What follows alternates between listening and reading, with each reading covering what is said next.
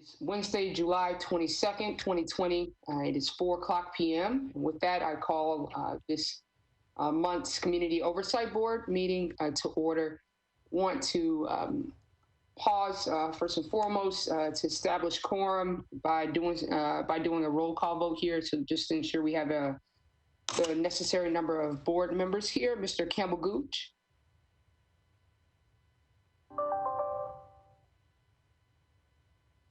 Mr. Campbell Gooch. Here. Thank you. Good afternoon, Mr. Goddard. Yes, I'm here. Thank you, Mr. Goddard. Dr. Hildreth.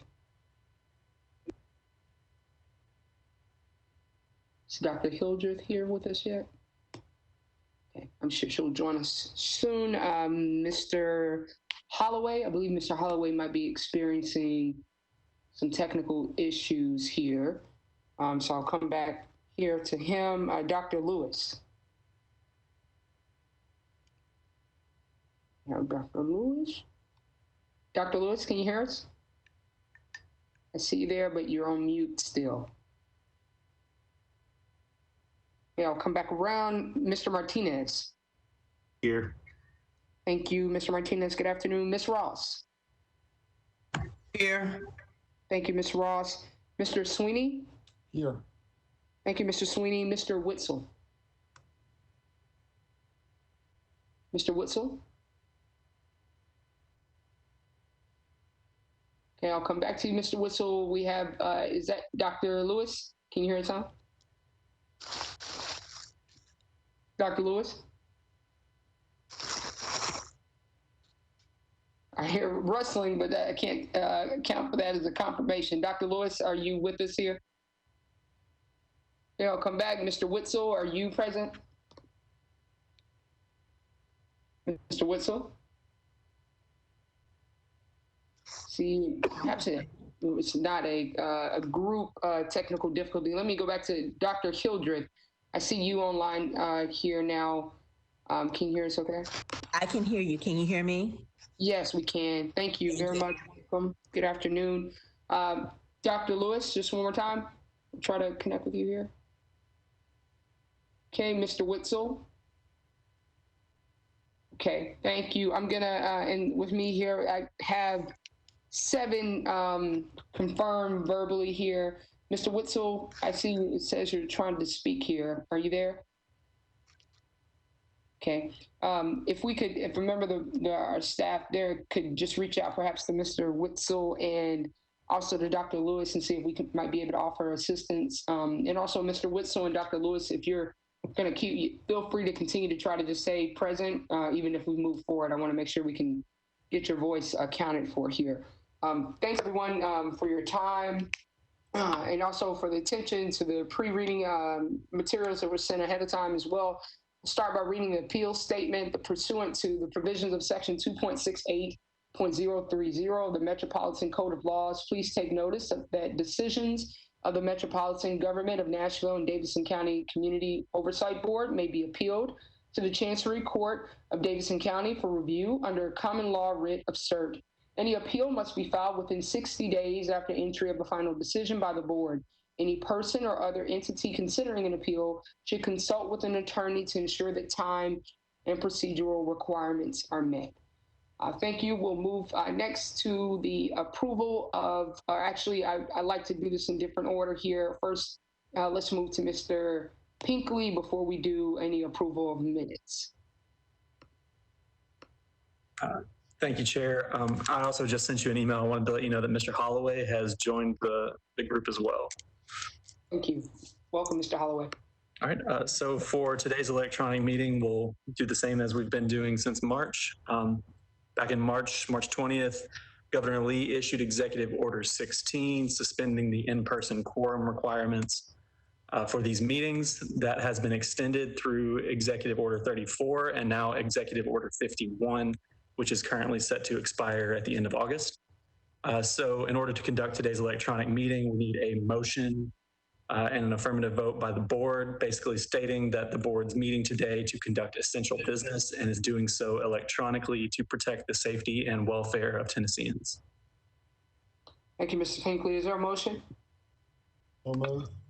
Thank you, Mr. Sweeney. Anyone second? Second, this is Andres. Thank you, Mr. Martinez. Any focused discussion? With that, we'll go in order here. Roll call vote. Mr. Campbell-Gooch? Mr. Campbell-Gooch? Aye. Thank you. Mr. Goddard? Aye. Dr. Hildreth? Aye. Mr. Holloway? Aye. Thank you. Dr. Lewis? We haven't quite yet. Mr. Martinez? Aye. Thank you. Ms. Ross? Aye. Ms. Ross? Aye. Thank you. Mr. Sweeney? Aye. Thank you. And Mr. Witzel? Aye. Thank you, Mr. Witzel. Welcome. Good afternoon. Thank you very much. The motion passes. Thank you. Next, we have the approval of the minutes. Is there a motion to approve the minutes from last month's meeting? So moved. Hildreth. Thank you, Dr. Hildreth. Anyone second? Sweeney. Thank you, Mr. Sweeney. Any focused discussion on this matter? Not, we'll take a vote. Mr. Campbell-Gooch? Aye. Thank you, Mr. Goddard. Aye. Dr. Hildreth? Aye. Mr. Holloway? Aye. Dr. Lewis? Mr. Martinez? Aye. Ms. Ross? Aye. Thank you, Ms. Ross. Mr. Sweeney? Aye. Thank you, and Mr. Witzel? Aye. Thank you, Mr. Witzel. The motion carries as well. Thank you. Next is the chair remarks here. I will be very, very succinct here because I think a lot of what I would even touch on or discuss will come out in the MOU proposal and also when we discuss some of the matters within the executive director report. Director Fitchett, I know your report then follows this, but in short, I just want to share, I haven't had any, clearly any in-person meetings.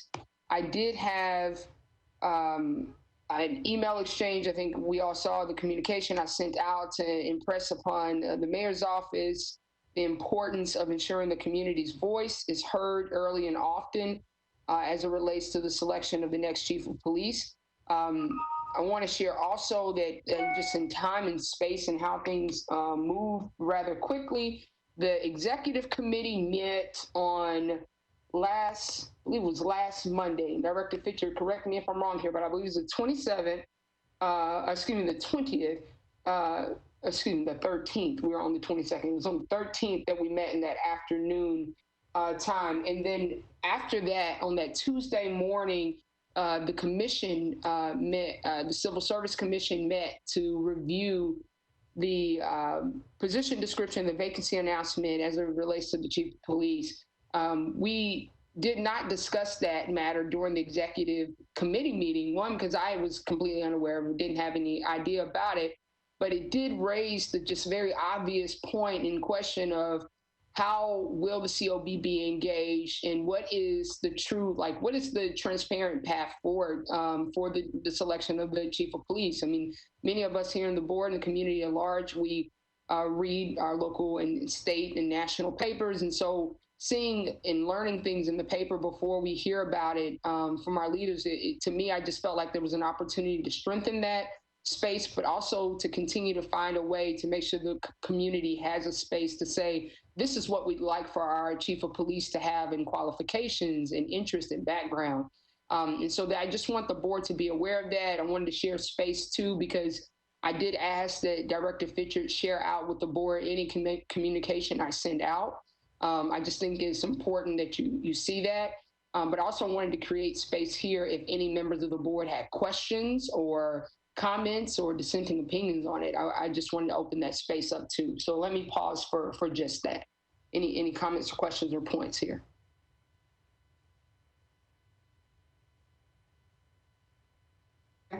Seeing, I'm looking for hands raised, but I don't see them. So if that's not the case, then we'll move forward. with the director's report. Director Fisher. I think I saw Mr. Gooch's hand up. Oh, I'm sorry about that. Oh, I do indeed. I'm sorry, Mr. Campbell Gooch. Please, you have the floor. No, it's all good, Chair. But I would be remiss if I didn't bring up that even with a new chief, if there's not a overall structural change, then we will have the same problems that we're having at this point in time. So I am under extreme, I don't even know the word, but there's a dichotomy there that seems to be missing in the narrative. It's just like, yes, the people want to be able to choose their own chief, and also, yes, the people want to be able to change the system to a place where it's a people-centered participatory democracy. Thank you, Mr. Campbell Gooch. An important point. And also, I think in Director Fitzgerald, I'm sure touched on this a bit, but I reached out to Mr. Button to express the very sentiments of what you saw in the letter, but also have a call scheduled. That's important. We'll have a call scheduled with him next week, as he's currently on, I believe, out of the office or on vacation, which is good. We all need to be protecting our mental and physical health. But I asked him for time to also just explore what we are looking at as like the future. And because I think, to your point, this is bigger than one person. This is about the system. And I believe we even touch on that point in the letter. So, and I did say that we're going to talk about a lot about that today.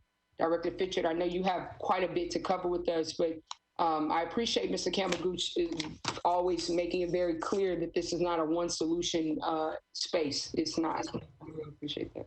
Mr. Campbell Gooch, still ready? Yeah. Go. Chair, I also wanted to very much so voice my support of you and this board and the members of this board, because it seems like as we continue to wade in these waters that I can pretty safely assume that a lot of our reputations are being put on the line. And I just want to say, I fully support this work, and I fully support the people of this board moving forward and continuously. Thank you, Mr. Campbell Gooch. Anyone else on the board have any comments, questions here on this related matter? Not, Director Fitchett, please.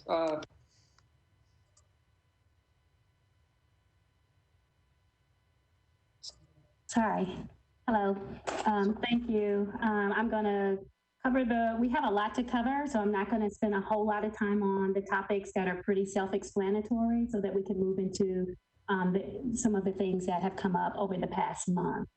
So as I go through the Executive Director's report, I'm just going to hit some of the topics on the things that are not as crucial really quickly. So we are continuing with having our virtual board meetings. There was an extension, Mr. Hinckley just mentioned that. Our office has remained closed to the public during the month of July. And Assistant Director Clausey and myself have created a safe plan of action to reopen the MNCO, the office. However, that plan was halted on July the 3rd when the mayor and the Metro Public Health Department reverted to a modified version of phase 2 of the roadmap for reopening Nashville. We continue to participate in lots of trainings. We are in the midst of attending the virtual 2020 NACO annual conference that began on the 20th, and it's been really good so far. And so I would hope that all of you, if you can, you would participate. I want to move into research. And so the MNCO team, with our research team and myself, have had multiple meetings with Mr. Bunton and Eric Brown in regards to the use of force commission that the mayor's office is moving forward with in regards to the Obama pledge. And so the research analysts, they begin to work on this policy advisory report in anticipation that they would need lots of records. And so on the ED's report, you will see that they made 3 requests for CALIA accreditation reports and audits, 1 request for CALIA standards. They requested the department's most recent affirmative action plan, which is required for federal contracts. They requested an update for our quantitative data on use of force incidents, and they requested 92 use of force reports selected through a stratified random sample of 2019 use of force incidents, and that comprises of 11% of all the incidents. So Dr. Valier is going to come a little later in our meeting and discuss in depth about, the issues with the request and where we are with some of those requests. So currently, some of them are pending at this point. I also want to give you a quick update in regards to the 8 Can't Wait Policy Advisory Report. So the recommendations for the policy advisory report was sent to Chief Anderson on June 24. It was also during the budget meeting. And during that time with the budget meeting, I made the decision to, at least I thought, to send it a day after the budget meeting because I just didn't want our policy report to get lost within the emails of the council members. And then it inadvertently didn't get sent to the council members. So I sent it to the council members along with the letter from Chief Anderson on Friday, this past Friday. So the recommendations were sent to the city council members on Friday, along with the letter that the COB sent to Chief Anderson on June 24th. And then after receiving the policy advisory report, a few council members reached out regarding our use of force recommendations. The recommendations were well received, and the COB was thanked for such a thorough and detailed report. And I think that the good news from them receiving it at that point and having the opportunity to really review it, not during the same time that the city's budget meetings were happening. The good news is that the recommendation language for the chokehold stranglehold was adopted and placed into policy on the 20th. And so Dr. Peter Valier, who is our lead research analyst, will give more insight into the policy update from MMPD a little later. And then he'll fill us in on the other use of force research that is happening. Is there any questions about that, or you just want to keep moving forward? I have a question. Can you hear me now? Yeah, we can. How are you, Dr. Bruce? Praise be. Thank you. Yeah. Do you have an additional question? No, that was my only question. Okay, thank you. Okay. All right. And so I see Mr. Campbell here, Director Fisher. Oh, I see him. Okay. Thank you. I guess as you were speaking about the research, I'm curious on what dynamics are at play, being the fact that the mayor's office is using us and we are an independent investigation arm. So I'm just curious about like the parameters around that relationship and just how people are feeling around that, because I think they can be counterintuitive to each other. Okay. So I think that Peter can talk a little bit more. It's not super clear on what our role is in this, in this scope of the use of force. We have had several meetings with John Bunton and Eric Brown to discuss our actual roles. And Peter can talk more to the research end, because that's basically all that we're going to be providing. We also, if you can recall, back in October, I think it was that the board approved that we would create a use of force advisory report. We also approved at that same meeting, an updated traffic report. And so we are continuing with our research as we would normally do for policy advisory reports. And there may be a portion that we share with the commission once we get to that point. And I think that if there's something else in there that you need, Peter can really speak to it better than I can, Member Gooch.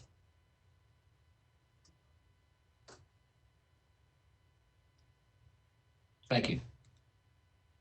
Okay, thank you.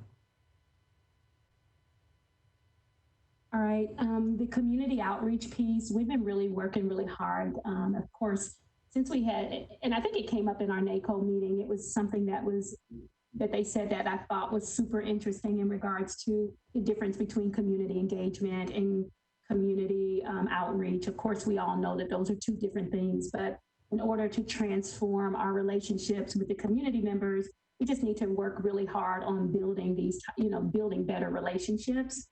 So some of the things that we've been talking about and discussing is creating a newsletter, and of course, revamping our outreach materials. But also, I think it's important that we connect with the community one-on-one, especially during this pandemic, and we've been working from home. So we're going to start with some virtual meetings in the coming weeks where community members meet with us, our teammates, and be able to ask us questions about what's happening, but also just get to know us on a more personal level as well. And so that's where we're moving forward with our community outreach. And if we can attend some community endeavors, I think that I've signed up to a lot of different community endeavors online. And so we'll continue with that effort. And for the month of July, or since our last board meeting, we have had 22 non-complaint calls, and we have had 2 new investigative complaints.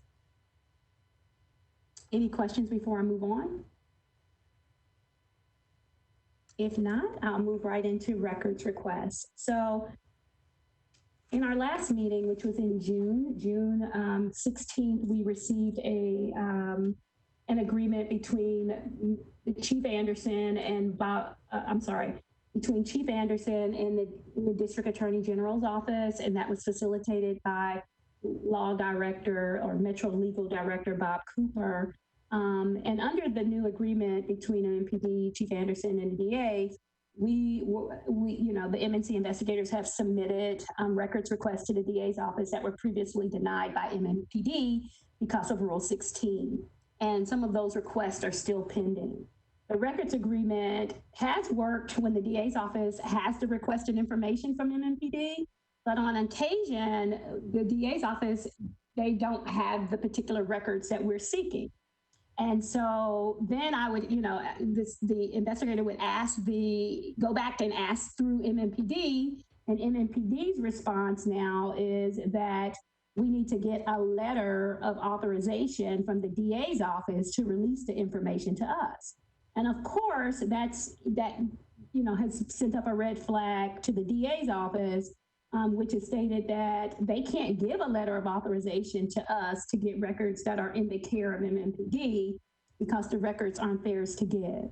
And so, the records are MMPD's and should be given to MNCO by MMPD. That's the bottom line. And we sent an email to Bob Cooper, the Director of Metro Legal, to just follow up and let him know that this was occurring. And so, he's responded back. He's been really super busy. And so we have a meeting that's going to happen tomorrow with him on July 23rd. Any questions about that? Mr. Kavaguch? Yes. I'm just trying to get my words in line. I guess, what's an obtainable goal from that meeting, ED? I think that the goal is to see why there would be an issue with 2 things. I think the issue is to make certain that the agreement between the DA's office and MMPD it's working the way it's supposed to. And if MMPD isn't uploading the information into whatever systems that the DA can get the information, then basically what is happening is the DAs can't give it to us. And so I guess the goal is to find out why that information isn't uploaded. And then I guess the other goal is to find out where the breakdown in communication has happened and why would MMPD request that we get a letter of authorization from the DA's office to get records that the DA should have already, or, just give us the records because we don't. They should just give them to us because they've already said that the Rule 16 doesn't apply to these cases. So that's the issue here. And the goal is to figure that out with him. Thank you for that. And then just to make sure I'm all the way clear on what we've just stumbled up on is we've stumbled upon a miscommunication or systems error that's happening between the DA's office and MNPD now? Is that what we've just stumbled up on? As far as the records? Possibly, if the DAs don't have the records that we are requesting, even though the agreement says that we should get the records from the DA, then ultimately we have to get the records from MNPD. And I think, Mr. Gooch, the biggest issue here is we shouldn't have to get the records from the DA's office. The agreement should be between MNPD and us. That is why we need to have a better MOU. Any follow-up there, Mr. Campbell Gooch? Maybe, but I just need a moment to think. That's all. Like this, not as of right now.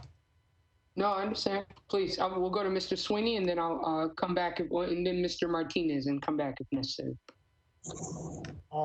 Yeah, just to go back to what Director Fitchard said. I mean, Bob Cooper got involved in order to help to resolve the Rule 16 roadblock, and said that if we can get the stuff through the DA, then the DA would give it to us.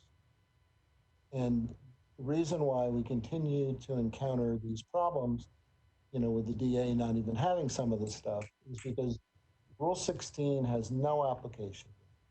And it's a combination of a misunderstanding of the law and a runaround to avoid. And I know that the draft MOU specifically addresses the issue and seeks agreement by all involved that Rule 16 doesn't apply. But it's really until that Rule 16 issue gets resolved, we're just going to get jerked around one way or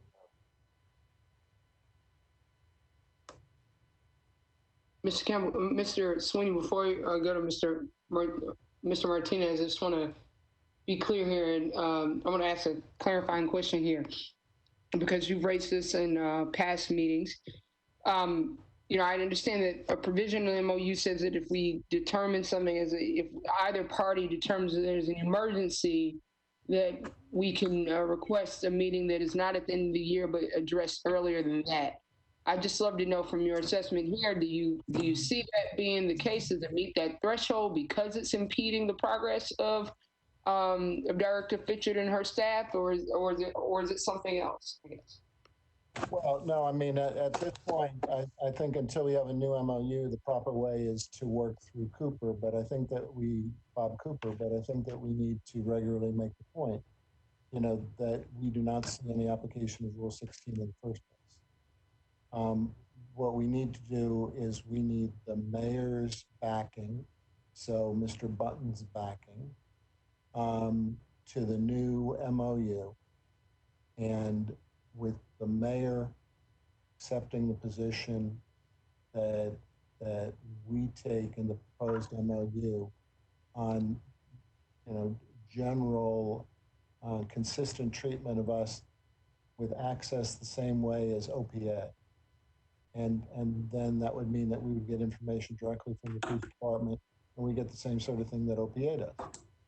And I think that ultimately it's not resolved until there's a new MOU and the Rule 16 matter is recognized for what it is, which is not an impediment to move forward. Thank you, Mr. Sweeney. Mr. Martinez. We are requesting records to do research for the mayor's task force, but are being denied those records by MNPD. Is that what's going on? That is correct. Yeah. We've been denied some of the records, yes.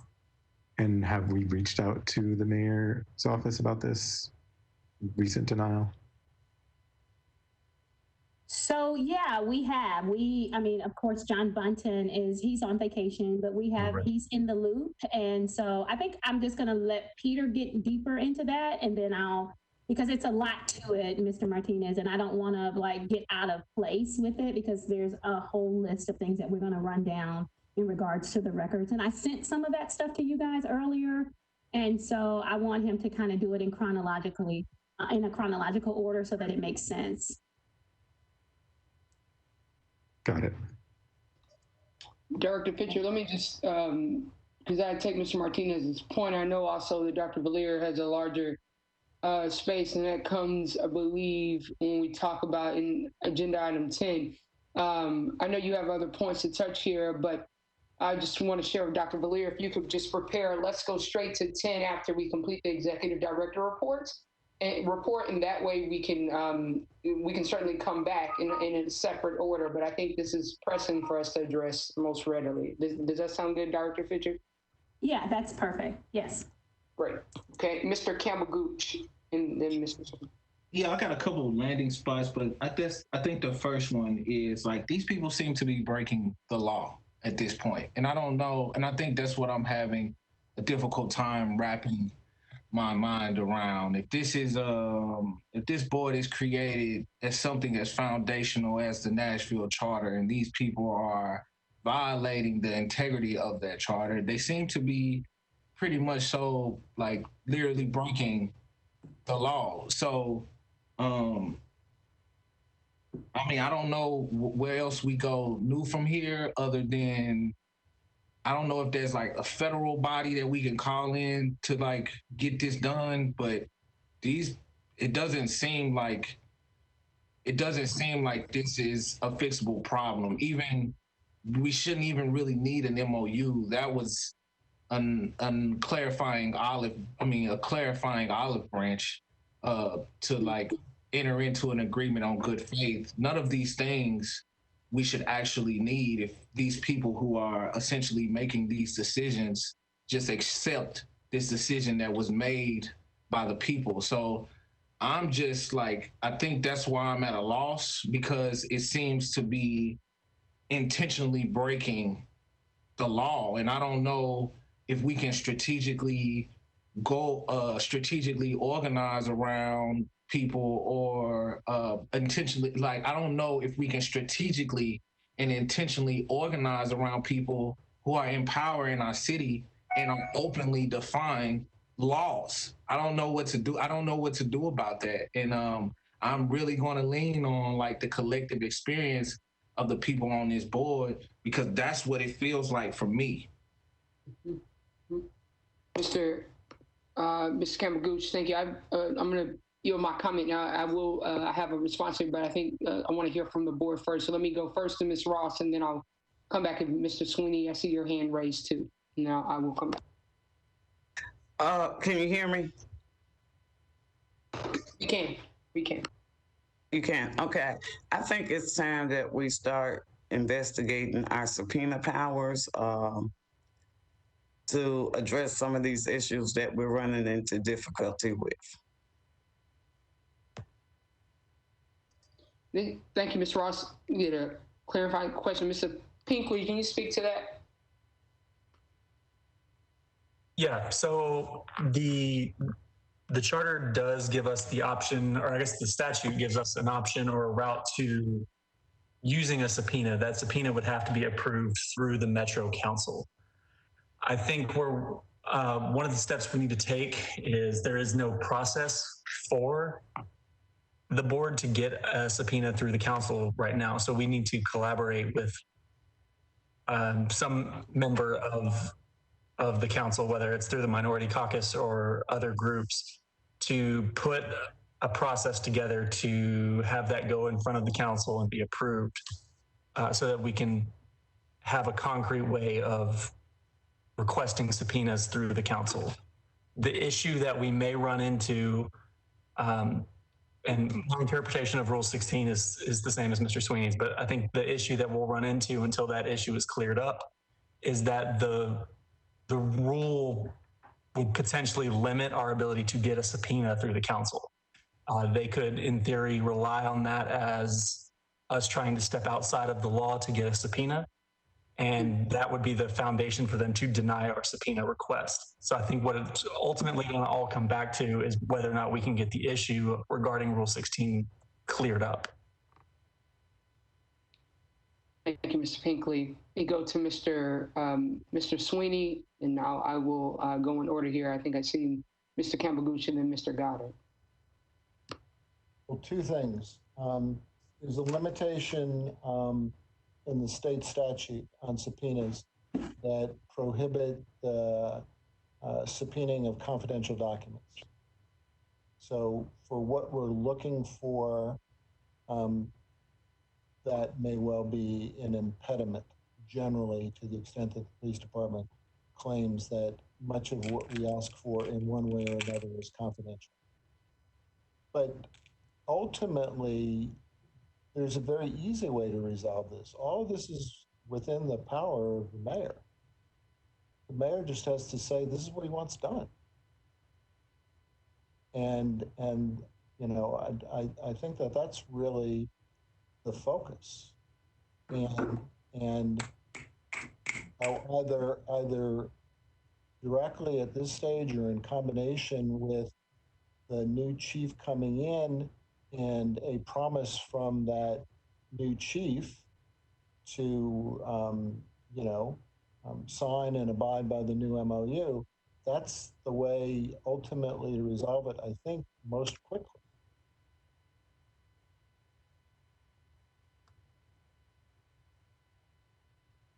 Thank you, Mr. Sweeney. I want to just pause here, and I will go back in order, but Director Pitchard, I know that Mr. Button is not on the call with us today.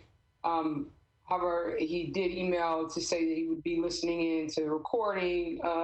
And I also think it's important that, the board's going to make a decision about what approach we recommend here. But I think just low-hanging fruit is getting an answer from the mayor, if he can make this a very short approach, which is to do exactly what Mr. Sweeney is saying. And I think we need to make that ask so that we can get a very quick answer.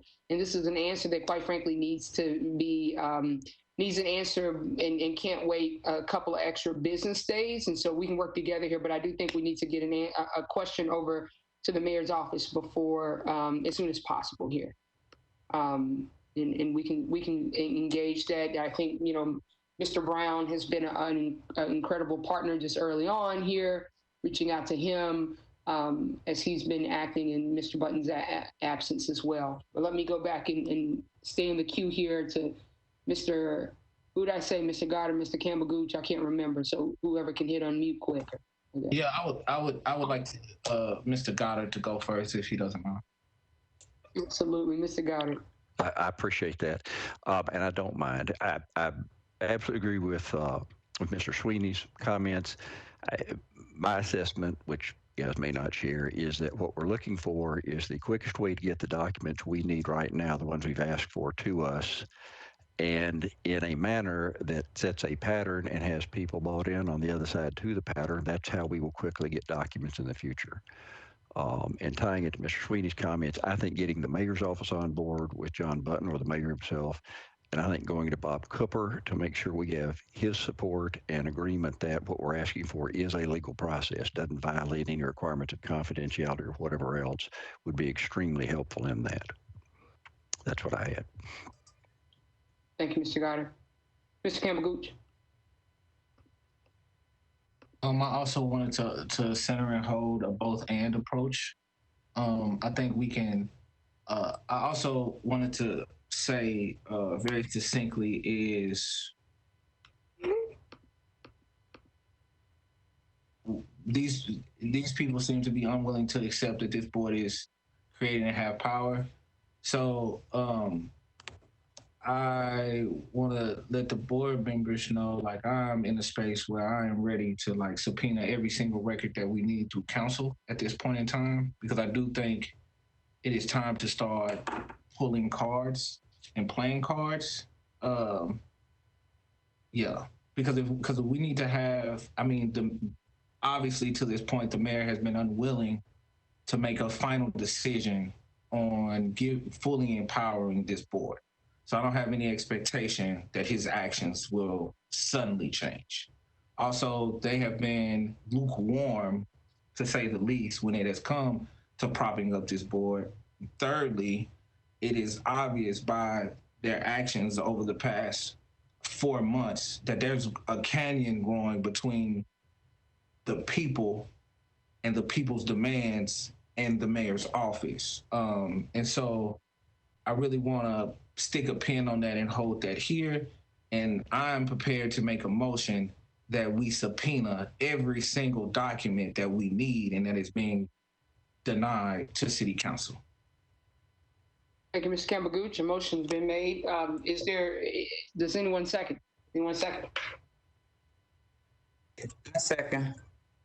Thank you, Ms. Ross. Focused discussion here. And I will come back into the order of those that had their hands raised on a separate matter, but there's a motion on the floor. So Dr. Hildreth. Thank you. And I think my comment still pertains to even preceding the motion, so I will actually speak into the motion. I would like to, how do I want to do this? I would like to ask Member Campbell Gooch for a friendly amendment to his motion to have us engage in an expedited inquiry towards establishing a clear and effective and efficient process for seeking a subpoena through council. I mean, I take Mr. Pinkley's point that we do not have a process, but I don't ever want the lack of a process to be a reason to withhold from us a tool that is rightly within our grasp. So before we start subpoenaing, we do need to have the process. I would like for us to turn our considerable power and skill towards making sure that we get that process going, involving whatever communications need to happen with council as quickly as possible so that we can have the process do it and then move forward with a motion to use that power that is now connected. Thank you. Thank you, Dr. Hildreth. Let me pause first and go to Mr. Campbell Gooch since a direct point in question was raised to you, sir. Yeah, I would like to accept Member Hildreth's friendly amendment, but I would also like to add that there's a 7-day limit to creating that process because it feels like it should be fairly simple to do, and it feels like it's also just looping City Council in. So I accept the friendly amendment, but with the caveat that it has a limit, a working time limit of 7 days. Thank you, Member Ross. Mr. Campbell Gooch, does that mean you're withdrawing your original, or Mr. Pinkley, you tell me if I'm doing this correctly too here, does he have to withdraw the original motion or the amendment's fine? I think so, because we kind of went away from the intent of the original motion. I think we need to start fresh just to make sure everything is clearly put out in front of the board. Okay, Mr. Campbell Gooch, would you mind with, if you so choose, withdrawing your original motion and making a new one? Yes, I withdraw my original motion, and I want to make sure I'm covering everything. So I'm just trying to get the. Can't get my hand out there. I want to motion that we reach out to City Council, create a process for subpoenaing, however that word needs to go. Subpoena powers. Yep. Come up with a process around subpoena powers with a time limit of 7 days. Thank you, Mr. Campbell Gooch. Anyone second? I second. Back to focus discussion on the new motion on the floor. Mr. Goddard. Yes, two things. One, first, a question that if you'll let me continue to talk for a minute, ask Mr. Campbell-Gooch to answer. Are you asking just for a process and it requires another board vote to have any specific request for a subpoena? If so, I will tell you I don't have a problem with that. If it's the other, we were wanting specific subpoenas, and I've got these comments. I'm concerned if we're jumping to a subpoena now without trying these other options and seeing if we can get there. And I'm concerned because I think that may be counterproductive in terms of getting documents. And more importantly, it may be counterproductive in terms of the General Assembly taking away our subpoena power if we jump to subpoenas without trying other things and create some history of that. I'm pretty good at thinking of things that may go wrong, so I may be over concerned, but that is a concern I have. With that, I'll ask, if he doesn't mind, Mr. Campbell-Gooch to say whether your motion includes any specific subpoenas or is just setting up the process so we may quickly act with a vote when we need to in the future. Thank you. Mr. Campbell-Gooch? Yes. So, yes, this motion right here is only for setting up a subpoena process. But if I can move forward, I was going to make a second motion after this. I personally, I think that's wise. I'd be happy to vote for the first one. I want to hear more discussion before voting on the second, but that's just one member's opinion. Thank you all. Thank you, Mr. Gardner. Thank you for the clarifying question and also the answer from Mr. Campbell-Gooch. A motion on the floor is related to the process, engaging council, our Nashville council, and with a 7-day limit to discover and establish the process as well. Mr. Sweeney. My only question about the 7-day limit is once it goes to the council's going to have their own procedure or process by which they adopt. And I don't know if they're going to have to do an ordinance, which requires multiple readings, or if it's just an internal rule of theirs. And so I'm concerned about setting a 7-day time limit for actions of somebody else that we can't control their schedule.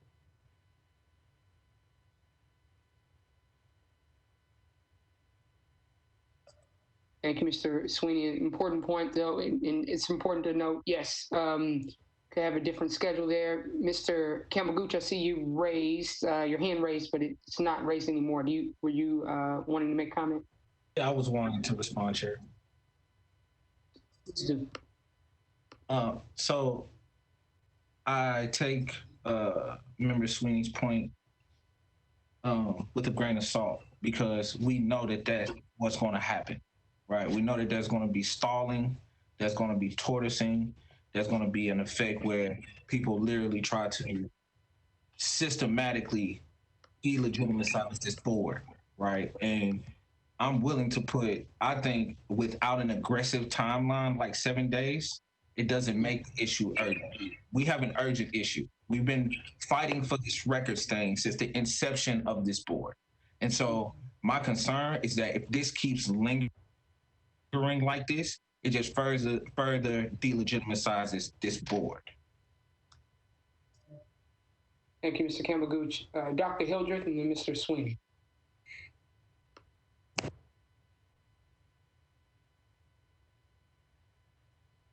Dr. Hildreth.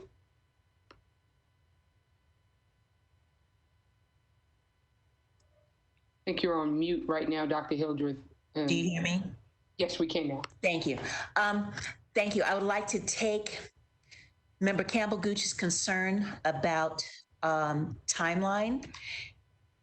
Also weave in Member Sweeney's concern and maybe bring the full board into a conversation that we had. I don't remember if it was an executive committee or rules committee when we were figuring out the timeline for our policy decisions. Some of you all may remember this, when we actually went to the whiteboard and mapped out what was expeditious and reasonable because of the way that other bodies are calendared. And so if I have my calendar correct, the council meets regularly on first and third Tuesdays, and they met yesterday. So we would have to, I think, accommodate in our motion the first available time when they're going to meet, which I think falls, Member Campbell Gooch, right outside of 7 days. But if you were able to say that this must be taken up at the next time they meet and not to be deferred after that, then that might meet both concerns. And so that was the observation I wanted to bring forward. Hard to do without an actual whiteboard, but I hope that we all get the drift and wonder if we can look at the way that council actually moves and try to time our request to be in alignment with their regular schedule, but also make very clear our sense of urgency. Thank you. Thank you, Dr. Hildreth. Mr. Sweeney? Yes. You know, we have allies within the council in the Black Caucus. And I think that this is the time to use those allies. And I think that if we can approach the caucus and discuss with them what we think an appropriate procedure would be, and to get input from them as to what they think an appropriate procedure. And then for us to assist them to the extent they want in drafting that procedure, which they then, as the caucus, will present to the council. It might be the most effective way to proceed. You know, I'm looking for a way that's quick and effective rather than presuming that it's going to fail. Because for us to request subpoenas in the first place, we have to have support within the council and we have to have a process. And under the, with the power of the caucus and the circumstances that presently exist, giving the caucus even more power, I think that's the way to most effectively proceed. And I have no reason to think that the caucus is going to do anything to do anything other than support and move with us as quickly as we can once they know what we want. And so, you know, promptness is important, but having the backing of the caucus and making it theirs as much as ours, I think will be the most effective, potentially, way to proceed. So I just caution that we try to use our friends to help us rather than going into it in a way that looks like we're making ultimatums. Thank you, Mr. Sweeney. Mr. Martinez. I want to agree with Dr. Hildreth's point that we need to be moving on council schedule and time. And also to Mr. Sweeney's point, we do need to do a lot of strategizing on how we best approach this. We definitely have a lot of allies on the council, most prominently the minority.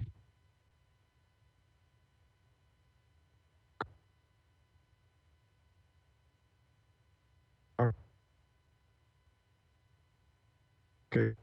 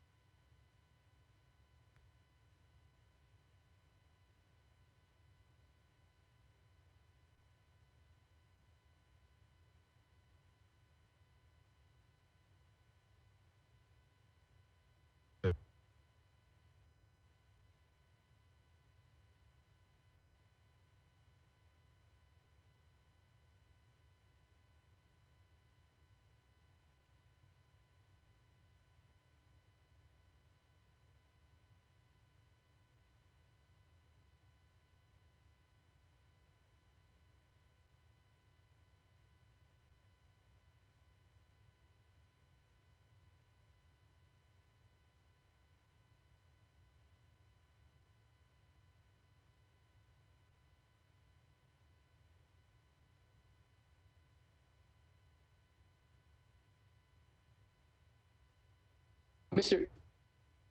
Question just tied to if it's only monthly versus biweekly that keeps them from being able to come together and discuss.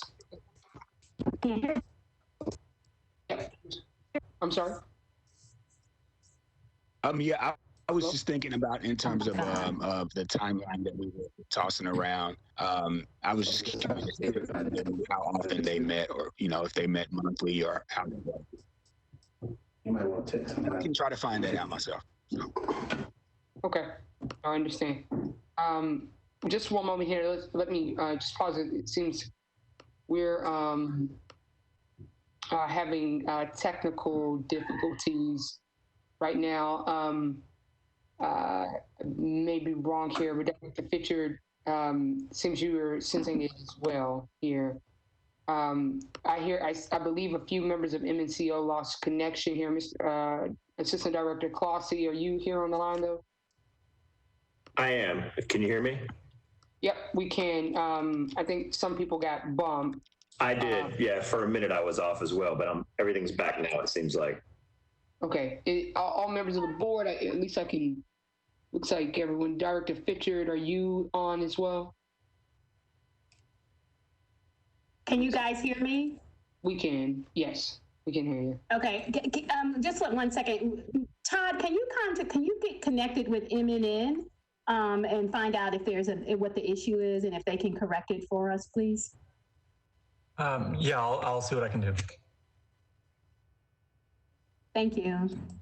Because people, it's still kind of, it has that in and out. It's cutting in and out a little bit. So. Mm-hmm. Yep. Thank you. Let me go for. I want to pause here. I know the last question here, Member Whitzel raised. Mr. Whitzel raised about the frequency or the next meeting of the Minority Caucus. And I'll venture to kind of look out and see if that might be posted somewhere, but I think it's certainly something we'd want to know and be aware of too. So I appreciate you raising that, Mr. Whitzel. Let me just acknowledge, I believe I did see Mr. Kamagooch, your hand raised. So Mr. Kamagooch, can you hear me okay? Yeah, it was, I just wanted to clarify one more thing. I am personally functioning under the acceptance that it is time for an ultimatum. We need to know who's playing where and what side peoples are on, because we've been dealing this for a year, and I think people know, both in City Council, in the mayor's office, that we've been having an issue with records. So I think what's at the core of my motion is that I'm accepting the reality as it is, which is it's not going to change. I'm not saying that I'm entering in this with the idea that it's going to fail. I'm entering in with the idea that we need something new, right? And so it is time for me for an ultimatum, for the cards to be put on the table, because I fear that if we don't present an ultimatum, then we're just going to find ourselves here. I'm also under the thought process that, like I said, people know that we don't have access to records. People know straight up that we don't have access to records. Community members know that we don't have access to records. So at the spirit of my motion at this point in time is the ultimatum, because we have 64% of Nashville on our side. And it seems like we're entering into these conversations like we don't. So I just wanted to cue that up for members on the board, is that I think it's time.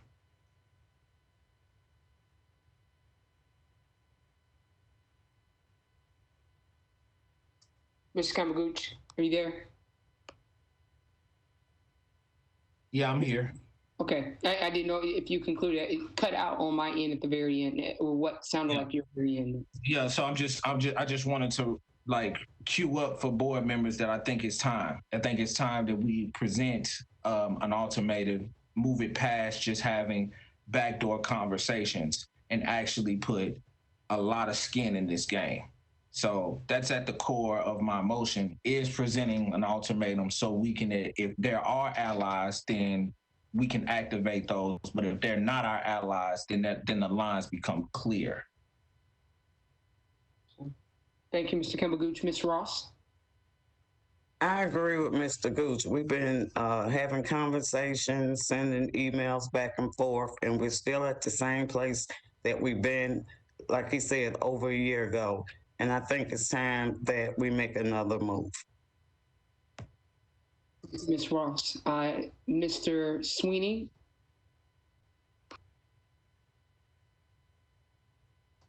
I agree that it may be time for an ultimatum, but the ultimatum seems like it should be directed to the mayor's office, because he's the one who can actually flip a switch and make something happen.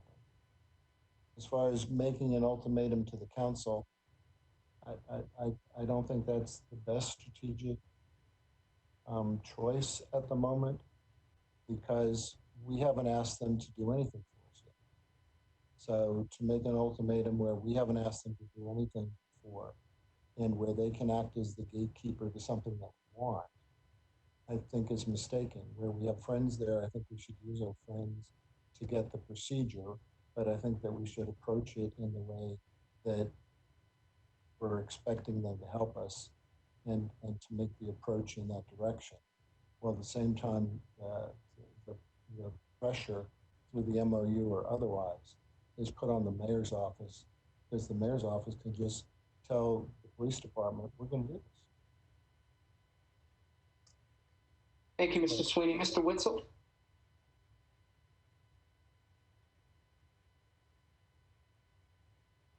I'm sorry, I didn't lower my hand. Not a problem. Dr. Hilger? Thank you. I must apologize that when Member Campbell Gooch's motion came, I did neglect to make my first comment, which I think is very germane here, and that is, first and foremost, this is the mayor's responsibility to direct the police department to comply with us. I am concerned that we have a process for the subpoena, for exercise of that subpoena power, which we still retain, just so that we never find ourselves short when we need it. But I do want to make very clear my opinion as a member that first and foremost, this is a responsibility of the mayor, not the mayor's office, the mayor. And that if the mayor would direct the police department to comply and share with us those records, particularly those records that I understood Director Fisher to be saying that she is and her team are seeking, so that they can assist with the use of force task force in understanding the data. Mm-hmm. There's just no reason that we should be going through this. We've burned 30 minutes of this meeting on this? So please, Member Campbell Gooch, Member Sweeney, register my strong agreement that this is first and foremost responsibility of the mayor. Second of all, it is time for an ultimatum, and that ultimatum is directed at the branch of government that has responsibility for the administration of justice with this instrumentality. Thank you.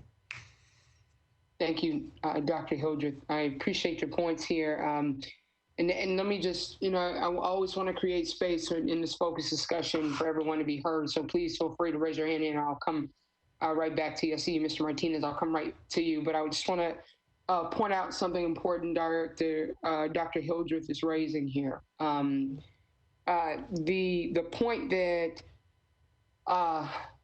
that she's making is an important one. So my question, and I just want to raise this for awareness, for ideas, is that perhaps right after this meeting, and I'm happy to come together with Director Fitchard and any other member of her team she feels most appropriate, that we make that very direct ask to have an answer from the mayor as soon as possible. And we can even say by the end of the business week here, because it's that important, that we certainly respect there's a lot on his plate. But this shouldn't take a lot of consideration or decisions. It's either he's able and willing to make that directive or unwilling for whatever reason he states. And then we as a board know then where we need to move forward. I'd love to know how folks feel about that. And not just any act of just kicking it down the can, can down the road, but actually preserving the space for the mayor to make it very clear if he is in support of what he's asked to be done too. So I'll go on mute here so that Mr. Martinez can make his points here, and then we'll go back to Mr. Campbell Gooch. I see your hand. I just want to say that I appreciate Mr. Campbell Gooch's comments and Ms. Ross's comments about how it is time. I mean, we've had the same issue since we began as a board, and I think it's time for the mayor to decide if he fully supports this board and whether and what role this board is going to play in the city, because we're tired of the talking points. We're tired of the constant formation of task forces to solve issues when nothing is getting done, and we've still been dealing with the same issue since we started. I mean, there's a lot on his plate, but frankly, he can solve this issue that we've had for a year and a half in less than a day. Thank you, Mr. Martinez. I see Dr. Lewis. Let me go first to Dr. Lewis, and I'll come back to you, Mr. Campbell Gooch.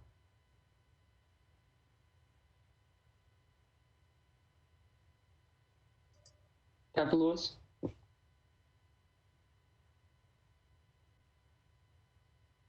See your hand raised. I'll go with if you can get the unmute button, if you can get a mute, there you are. Dr. Lewis? And we'll come back to you. Just continue to try to speak here and then at least keep your mute off. But let me go to Mr. Campbell Gooch and I'll come back to you. Mr. Campbell Gooch?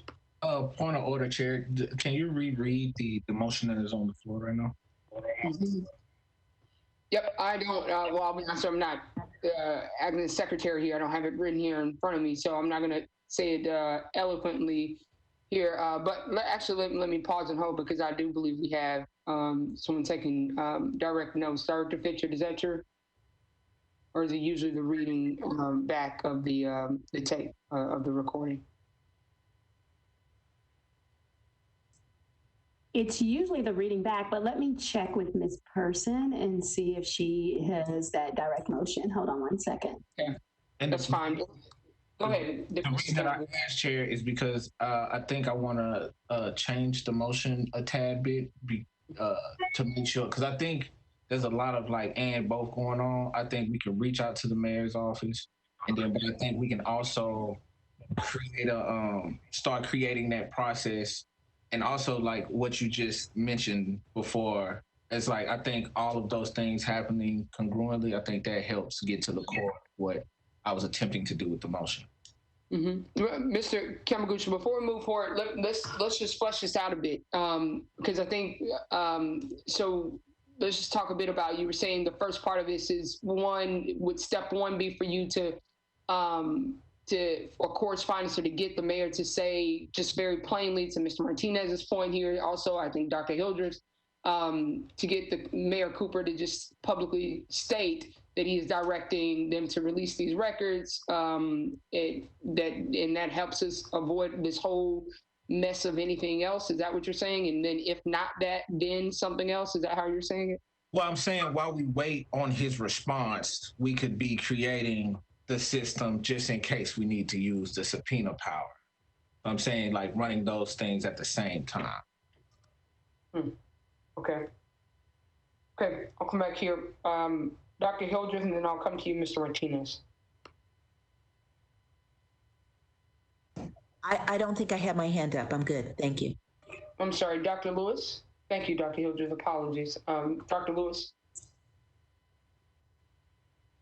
I'm good. I gave up. I was just going to voice my strong agreement with what's going on. We've wasted enough time with this.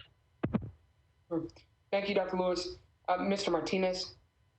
I agree with Mr. Campbell Gooch. There's no reason that we can't also start initiating our discussion with council to see what the process would be like, so we have it ready whenever we need it, in case that we need it. Thank you, Mr. Martinez. So then let's It looks like we're concluding focused discussion here. Mr. Campbell Gooch, the motion is yours. So we want to be clear, everyone is voting. Of course, we also want to be clear about the motion on the table here. You seem to want to amend it, though, to include the correspondence to the mayor as well, in addition to, not separate from. Am I correct about that? Yes. And then I also wanted to sync it. It might just be best, Chair, to make a new motion, just rescind that one, because I also want to sync it to what Dr. Hildreth was saying earlier about making sure that it falls within the timeline of the actual city council. Can I interject real quick and say what the original motion was? Do you have that information? Dr. Fisher, who are you directing that to? Oh, I'm sorry. I was directing that to you. I'm sorry. When we were talking about, you asked me to find the information out for what the motion was, and I just wanted to give you that information so that if he needed to amend it, he could. Okay, thank you. Yes. All right. So it was the motion was to create a process, and we would do that within a 7-day time limit, and create a process. And I guess, and the other part was to submit it to the city council. And then Ms. Ross seconded. Submit it to city council, and what is the other part of that, Director Fisher? It was to, okay. I'm sorry, I keep pushing the button, I'm sorry. It was a 7-day time limit. I'm gonna actually let Ms. Person say it because she just repeated it to me. Ms. Person, if you could read the motion. Okay. I'm here, can you hear me? We can, thank you. If everyone else, if they're in line, you're not speaking, that'd be helpful, thank you. 7-day time limit for subpoena power process, and Brenda Ross seconded that motion. But they just spoke of rescinding that motion, Jill. Thank you, Ms. Person. Thank you. Ms. Campbell-Gooch, so the motion on the floor here is to create a process within 7 days, submitted to City Council. Ms. Person, let me get you back on the line here because that's slightly different from what I just understood. Can you just read it one more time here, very clearly for us? The motion was for a 7-day time limit for our process, with Brenda Ross providing a second on that motion. Okay, thank you. Director Fisher, is your hand raised here? Okay. Nope. Okay. Okay. Dr. Hildreth. Thank you. So before Member Campbell Gooch maybe goes back in and amends that, may I give just a little more focused discussion that also takes back to the history? As it's been stated in other meetings on the record, I was present on the Hill over almost a year and a half ago when the conference committees from the two houses settled upon the compromise legislation that basically said that COB would be able to assert the level of subpoena power that council has. So we would basically be going through on their credit card, if that makes sense, right? And so the issues became, and at one point, it helps to maybe think about a hypothetical of when we COB would need that and what it would mean to have to go through another body to get it. One of the hypotheticals was there was footage on a CCTV camera of a private establishment, and COB thought it was necessary to have access to that footage, and the proprietor would not give it to us voluntarily, and we wanted to have a subpoena to receive it, and we would have to go to council. So now if you get a sense of the urgency, right? What does it mean? What does it mean to go to council? Who do you go to council to? Can the vice mayor do that? Can the vice mayor make a ruling before the next time council meets, or are we going to be stuck between that 1 and 3rd? How are they going to do it? Those are the actual mechanics that need to be worked out in order for us to have a functioning subpoena power through them. So that is why it's important to think about not only their timeline and their process, but what they need. And so maybe what the motion that I think I would be strongly in favor of voting for would be to have a motion to go to, for COB to go to the council and ask immediately, whatever immediate is, if we can begin to work with them so that they can figure out their process so that we will know what the process is and be able to use it. So I'm sorry for the rambling, but I just wanted to bring us back to what that looks like. And that is why it's important for us to have it quickly, because in that hypothetical I gave, maybe that tape would be overwritten. Maybe it would go away and be lost. And we needed a way to make sure that it could be secured quickly. What are we doing today to ask the legislative branch of government, council, to start that process going so that we know that we have a clear pipeline there? Thank you. Thank you, Dr. Hildreth. Okay, I'm going to, I'll conclude the focus discussion. I think we're in a position now, we need to either take a vote. And again, it's okay if we are not all in agreement here. What matters here is that we have the discussion and we decide how we're going to move forward. Mr. Campbell-Gooch, you hinted at wanting to possibly amend, so I don't want to go into a roll call vote without extending that space an opportunity. But if you do not have any additional comments, and then we will simply read out the motion on the floor, and then take a vote. So let me just yield, Mr. Campbell-Gooch, since you made the original motion, in case you have anything else you want to say on that.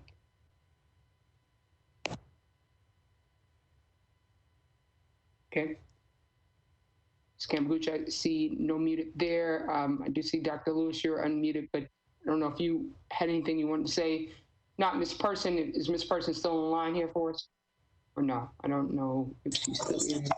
I'm here. Thank you. Do you mind just, I know this is a third time charm here, just read for us the motion on the floor here, and then we'll take a roll call vote here. If Dr. Hildreth could repeat it. Well, we're after speaking of I don't believe Mr. Campbell rescinded his original motion, so we're still on Mr. Campbell-Gooch's motion.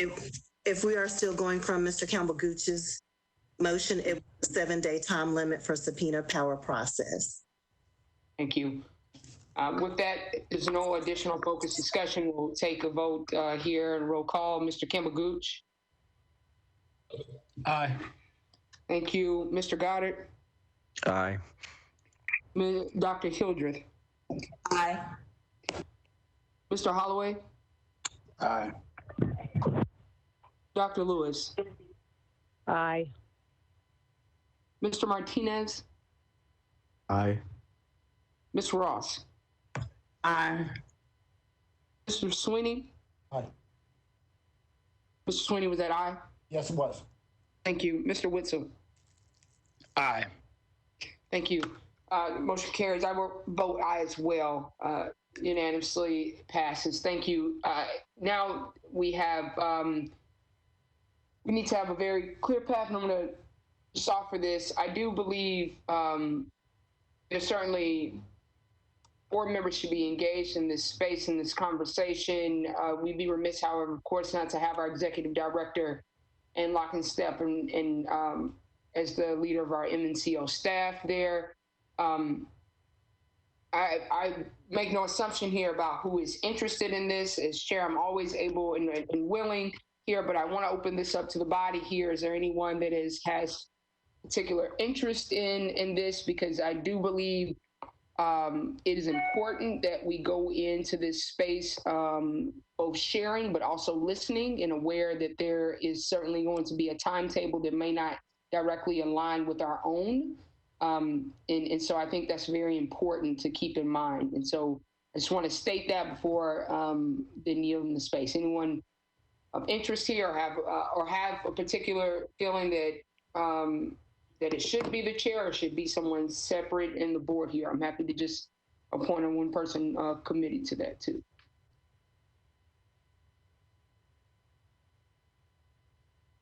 Okay. Now I see hands. Here we go. Mr. Martinez. If you decide that you would not like to be the person, I would volunteer to do it. Okay, thank you, Mr. Martinez. Let me just be very frank. I'm absolutely more than happy and willing. And if the board feels it's most appropriate, I will. I know, as far as public statements and other things, naturally our bylaws say the chair is the only one that makes those statements. And so I just wanted to open that space up, and thank you, Mr. Martinez, because I think you'd be a fantastic representative in that space as well. Ms. Ross? I agree that the chair or Mr. Martinez would suit that role. Thank you. So, and because of the way things are lined up, I think it would be the case that couldn't be more than one of us. Mr. Martinez, if you're comfortable with it, I think it would be incredible in that space. I certainly will work through and with Director Fitchard if for any questions that need to be answered or as we outline this path forward. But I fully support you and think I have at least a little authority to appoint a committee of one here and designate you as such. But if someone wants to actually make a motion here, we can all be in agreement that Mr. Martinez be our representative in this capacity, if there's a motion. I'll move. Sweeney. Thank you, Mr. Sweeney. In 1 second. Second. Thank you, Ms. Ross. Any focused discussion? If not, we'll take a roll call vote. Mr. Campbell-Gooch? Aye. Mr. Goddard? Aye. Dr. Hildreth? Aye. Mr. Holloway? Aye. Dr. Lewis? Aye. Mr. Martinez? Aye. Ms. Ross? Aye. Mr. Sweeney? Aye. Mr. Witzel? Aye. Thank you. I vote aye as well. Thank you very much to everyone. Also, thank you, Mr. Martinez, for volunteering as well. And we'll circle back with you in short order.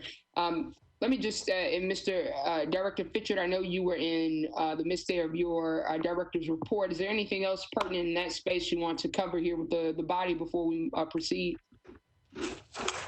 Yeah, I have, I think the most important thing here is the, look at here. Oh, our request for response from Chief Anderson. Would you like me to proceed?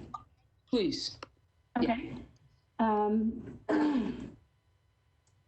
So on Tuesday, July the 14th, I sent a letter and a follow-up questions via email to Chief Steve Anderson on behalf of the COB requesting a response to his memorandum of the board's immigration enforcement policy recommendations.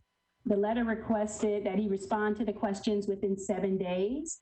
The letter asked at a follow-up meeting with the chief and the ED and a board member be scheduled to discuss his responses.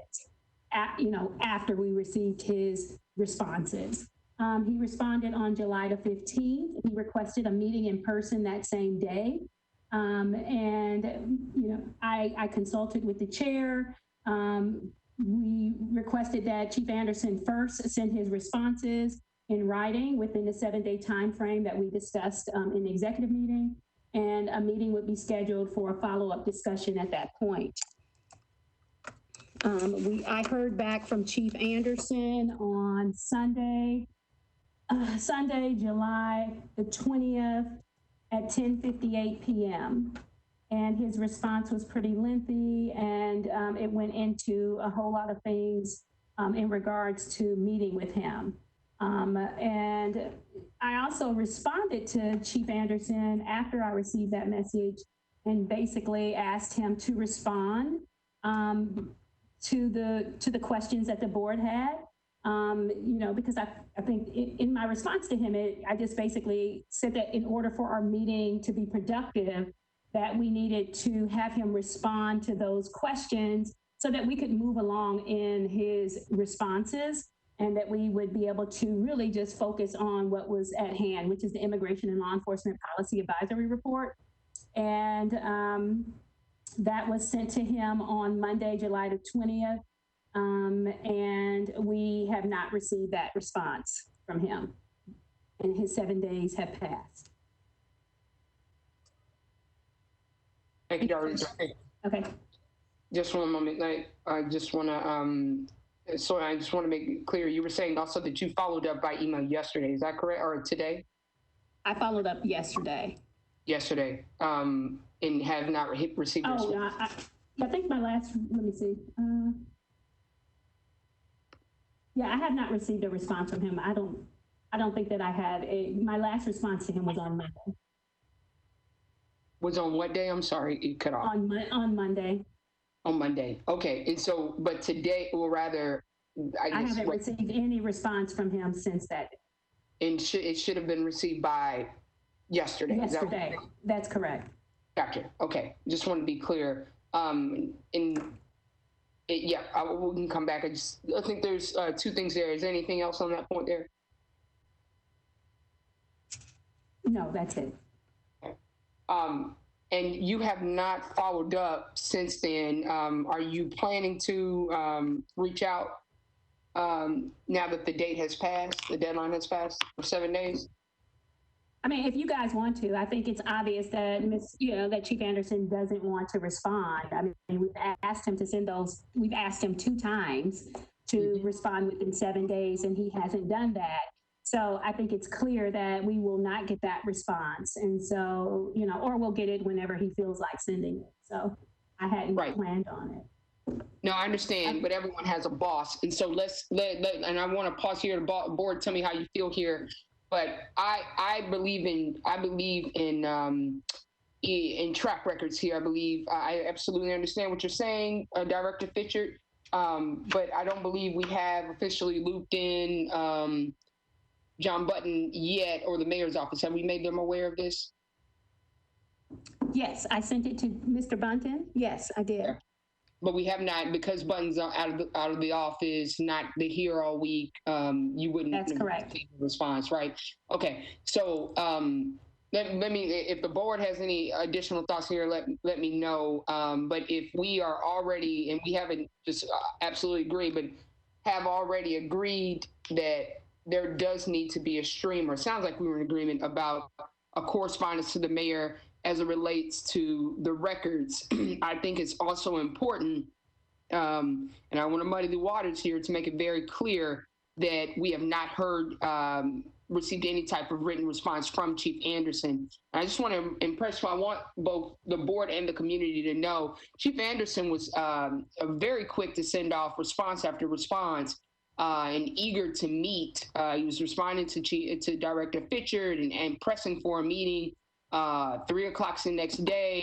And I did engage with Director Fitchard, and we were very much aligned on the idea and importance of having a written response before walking into that space. And I think we can all guess why Chief Anderson continues to want to evade very basic requests of written responses, but he's very quick to send us all long, lengthy emails about things unrelated to the matter at hand.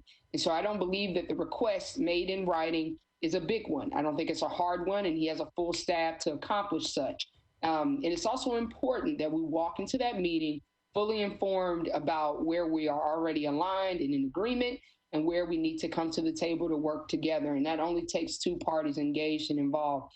And this falls right back into the space and on the desk of Mayor Cooper. And I think for obvious reasons, this letter can again be very succinct, but we need to understand whether or not we have Mayor Cooper's cooperation in ensuring that we can continue to work together collaboratively. And so that is where I stand. I think this letter should just be twofold. It should be very clear in saying, 1, will you direct MMPD to release the records? And 2, that in the spirit of wanting to continue to work together, direct also Chief Anderson to respond in writing so that this meeting can happen in person. I'll pause here. I see Mr. Kamaguchi's hand raised. Yeah, I just wanted to build some community. Oh, thank you for laying that out, Chair. I think that did a lot for me right there. But I also wanted to build some community consensus that anything other than an unequivocal yes should be treated as a no. Thank you, Mr. Campbell Gooch. Thank you. Any additional members of the board have any thoughts on that? And I'd like to, because of this is important, so I want to make sure that if I'm going to speak on behalf of the board, then I'm in agreement with the majority of the board at the very least. Here is there a motion to that effect? Are we in agreement of correspondence to the mayor for these two purposes that will include these two topics, or do we feel different here? Mr. Sweeney? I would just suggest that we wait further into the meeting before we decide, because I'd like to suggest that the MOUs be part of that letter to the mayor. Because I think his unequivocal statement that we want to go back with is get him to say that our equal treatment with OPA as set forth in the MOU is how things are going to be done.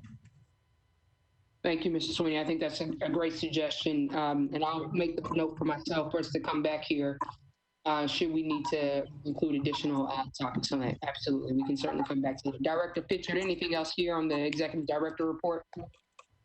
No, I think that we can move on because I have the other things as particular points on the agenda. So we're good.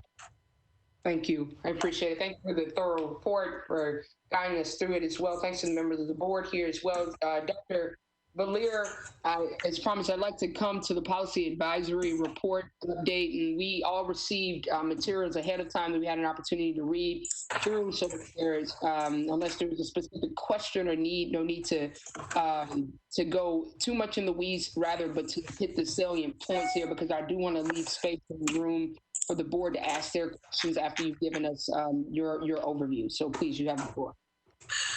Absolutely, thank you. So we did send some information to the board. So the work that we're doing on the use of force analysis stems in part from the mayor's request, as well as from the proposal that we sent to the board in October. The mayor's office they asked us to conduct an independent analysis. And so we have been looking at other examples, and methodology that we've decided to work with includes multiple types of analysis. And one of those components is evaluating use of force reports that helps understand process. One concern about policy is that just looking at written policy may not be enough to truly understand how processes are implemented in practice. And this could highlight both strengths and weaknesses of the process and guide our recommendations for more complete use of force investigations, and also highlight the successes of the department. So as was sent out, we did request use of force reports for 11% of all use of force incidents in 2019, which is 92 use of force reports. And that's that number was selected in order to be a statistically relevant sample. And that sample will have a 10% margin of error, which is the same sample characteristics of the Seattle Police Monitor's sampling in 2 of their reports. So we're basing our request on previously conducted research. But the broader point is that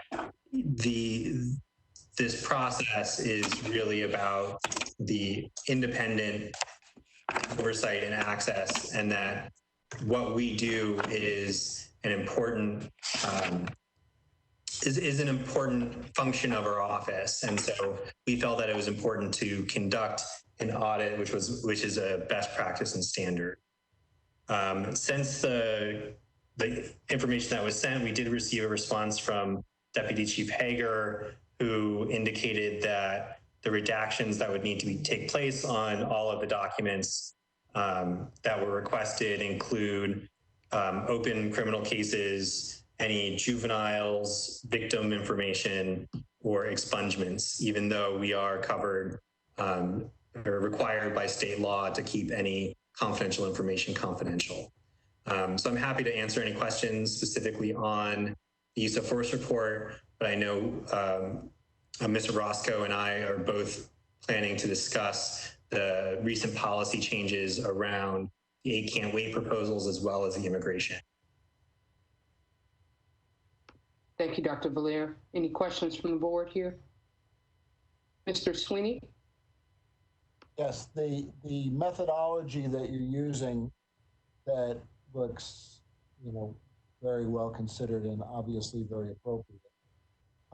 Has that yet been shared with the police department in response to Chief Hager's issues regarding the document? So to explain the position of why we're asking for the volume of records that we are. I believe that Director Fitchard sent that today to Deputy Chief Hager, John Bunton, and Legal Director Cooper. Very good. Okay, thank you. Mr. Campbell-Gooch? Thank you for that, Chair. Dr. Valier, is there, I don't know how to say this, but is there any distinction between police-initiated contacts and use of force? There can be. We are able to link use of force data up to incident report databases. And from there, we're able to see self-initiated police contacts as compared to dispatched police contacts. And can you explain that to us to make sure we're all on the same page? The difference between the two? Sure. So self-initiated contacts are would be like a traffic stop or a field interview, or which is also considered stop and frisk or Terry stop.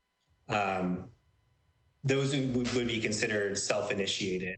That could also be community policing engagements as officers are in the community and see something that they decide they have reasonable suspicion to further investigate. And that's in contrast to dispatched incidents where that call has gone through the emergency communications center and an officer has been dispatched to that event. So essentially the difference being someone called 911 or not type deal, right? Yes, it would be the difference between a proactive versus reactive incident. Yeah, so I think distinguishing the harm, those two, I think will help provide even more clarity to the report. I agree. Thank you.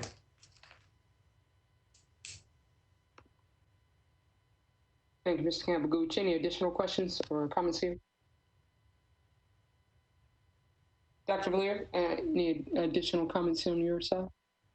The other part that Director Fitchard wanted Mr. Roscoe and I to discuss was recent policy changes related to the recommendations that the board has issued regarding the 8 Can't Wait campaign, as well as immigration policy changes. So related to the 8 Can't Wait report that was issued at the last board meeting, we made 3 recommendations on chokeholds. Last Friday, Deputy Chief Hager sent an email to all police sworn employees stating that the Community Oversight Board recommended that although MMPD does not teach any authorized does not authorize any neck restraint techniques, that they should include carotid restraints in the definition, and they accepted that recommendation, and they've changed the neck restraint definition to be defined as any pressure or constriction to the neck, throat, or windpipe, arteries, or vascular system that may impair breathing or impair circulation, including but not limited to chokeholds, strangleholds, carotid restraints, or lateral vascular restraints. So this is the first policy recommendation that's been officially accepted by the police department. Additionally, we made a recommendation, or the board made a recommendation on de-escalation. On Monday, I received another roll call training, which was a training document on documenting use of force. And in that document, they include stronger language that states that MMPD policy and training says that all officers, where feasible, shall attempt to de-escalate an incident prior to use of force, which is a stronger statement than in the previous policies and in previous documentation. So that has been strengthened as well. And we are still waiting on a response related to the shooting at moving vehicles recommendation. And then Mr. Roscoe, would you like to update on immigration changes? Or Sure. Are there any questions from the board on any of those?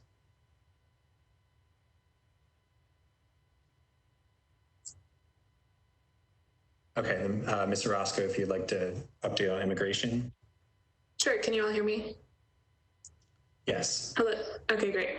So another roll call training was sent to Director Fitchard on Friday, July 17th from Deputy Chief Hagar, notifying us that the MMPD had finalized a reporting process by which they will comply with the Mayor Cooper's Executive Order number 8, which was issued at the end of May, concerning communications between Metro government employees and federal immigration authorities. This email stated that MMPD had created an online internet-based reporting process that was available to all their employees, and that supervisors were required to conduct appropriate training to all employees. This roll call training, which was effective Monday, July 20th, noted that aside from this policy, the roll call training, MMPD currently has no policies or practices regarding interactions with federal immigration authorities. However, after reviewing the roll call training document, the research team felt that Section H of the roll call training document, which outlines the information to be included in any reports from MMPD to the mayor's office, was comprehensive and in line with recommendation number 4 that we issued in the policy advisory report, examining local law enforcement policies and immigration actions, which called for the tracking of Metro resources spent assisting federal immigration enforcement actions within Davidson County. So although there was no formal notification that they accepted our recommendation, we felt that their policy in response to the mayor's executive order was probably strengthened by our recommendation. And that section in the roll call training says that the reports from MMPD to the mayor's office should include, but not be limited to, the date and time of occurrence, how contact was initiated, any associated MMPD incident numbers, the name of the agency and the personnel who requested the assistance, the type of assistance requested and or provided, the names and numbers of MMPD employees who assisted and the amount of time expended by each employee, the resulting action if known, someone was taken into custody, it was information only, etc. Any additional resources used, for example, a specialized unit, and whether the contact involves an open criminal investigation, the notifications made, and any other relevant information. So again, although they have not formally accepted our recommendation and said that they were just complying with the mayor's executive order, we felt that this was a step in the right direction as far as documenting how Metro resources are being used in responding to federal immigration actions.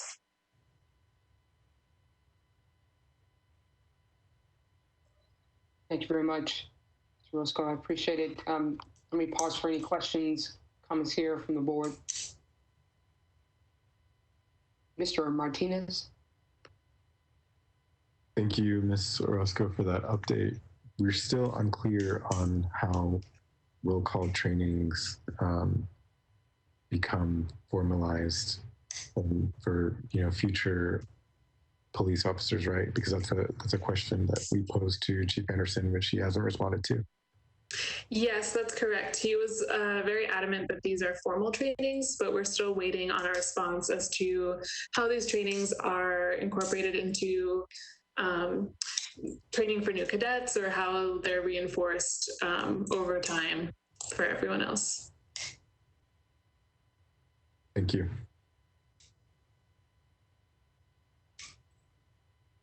Very much. Any additional questions, comments here? No, thank you very much. Anything else, either from Ms. Roscoe or from Dr. Valera?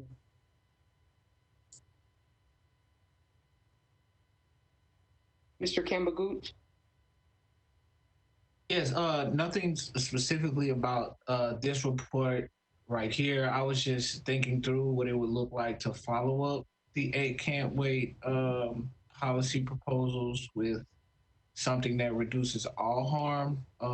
I remember us talking about how the 8 can't wait is essentially a platform to reduce police killings by 72%. And I know we had this conversation in the executive board about what it would look like to have a policy review where we talk about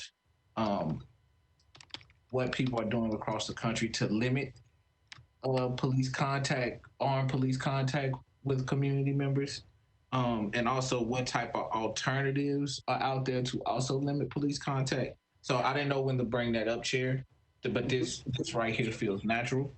Yes, absolutely. Yeah, because I also wanted to cue up that I've been struggling with that, and that's been a haunting question for me very specifically. And I know that across the country, like specifically in Berkeley, California, and in other local cities, they're standing up year-long commissions and also creating, they're creating unarmed traffic enforcement to hopefully limit that contact. But I'm just curious about like how we can follow up that 8 can't wait policy proposal with some policies that would actually eliminate all police harm.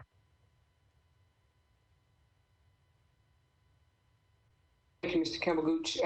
You did raise that in an executive committee meeting. I think we said we would raise it here. Other members of the board had ideas or what our next approach here. And I also open the floor to Dr. Valera and Mr. Roscoe, who may have ideas on that as well.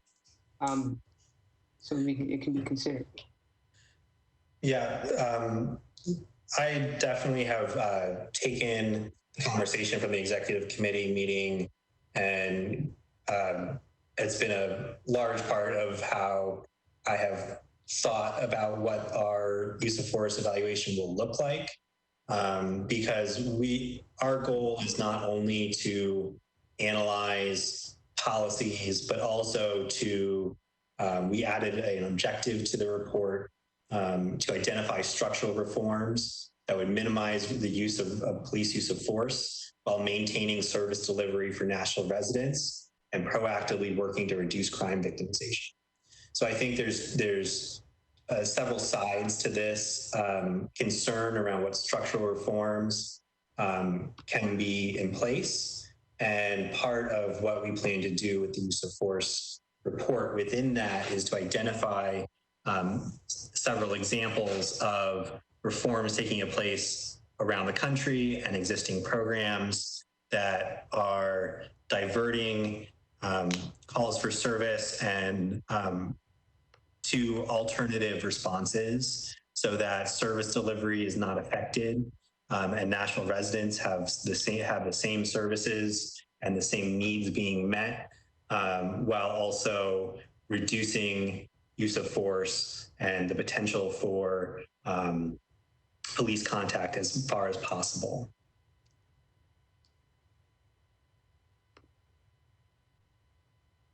Okay. So let me just understand. Well, is that the case? Is the case that this is something where we have follow up in a future meeting, Dr. Valera? Is that what you're sharing in outline? So I'm sharing that since the executive committee meeting, I and Ms. Orozco and have several discussions about this, and that is part of the objectives of the report, is to work to identify some of those structural reforms that would be part of a comprehensive use of force policy and comprehensive use of force strategy by that may be part of this report. Okay, thank you. Mr. Campbell-Gooch. I think that's great news that that's being taken into consideration. My concern is that by lumping all of that together, then we lose some of the context or just like some of the ideas in there. Because I guess I'm more or less thinking about like educating my homies and community members around like what's actually being done in other cities type thing. But there's also a study called Policing Dangerous Narratives and Routine Traffic Stops that talks about this dangerous narrative that traffic stops are extremely dangerous for police officers. And like, even in talking about it, I'm thinking about how our training took place, even at the academy, where they literally put us in like dangerous situations that happen very rarely. So I'm just curious about how we can make sure those alternatives have enough attention paid to them, so we can inform our community members on what they need to be demanding from their public officials. Thank you, Mr. Campbell. Yeah, go right ahead. Yeah, I'd like to say something in regards to that. I think that would be a perfect example for Member Gooch to present as a possible research project for us to do, and write it up and then present it, and then we can move forward on it possibly. And it wouldn't be lumped into the use of force, like you said, into the use of force report.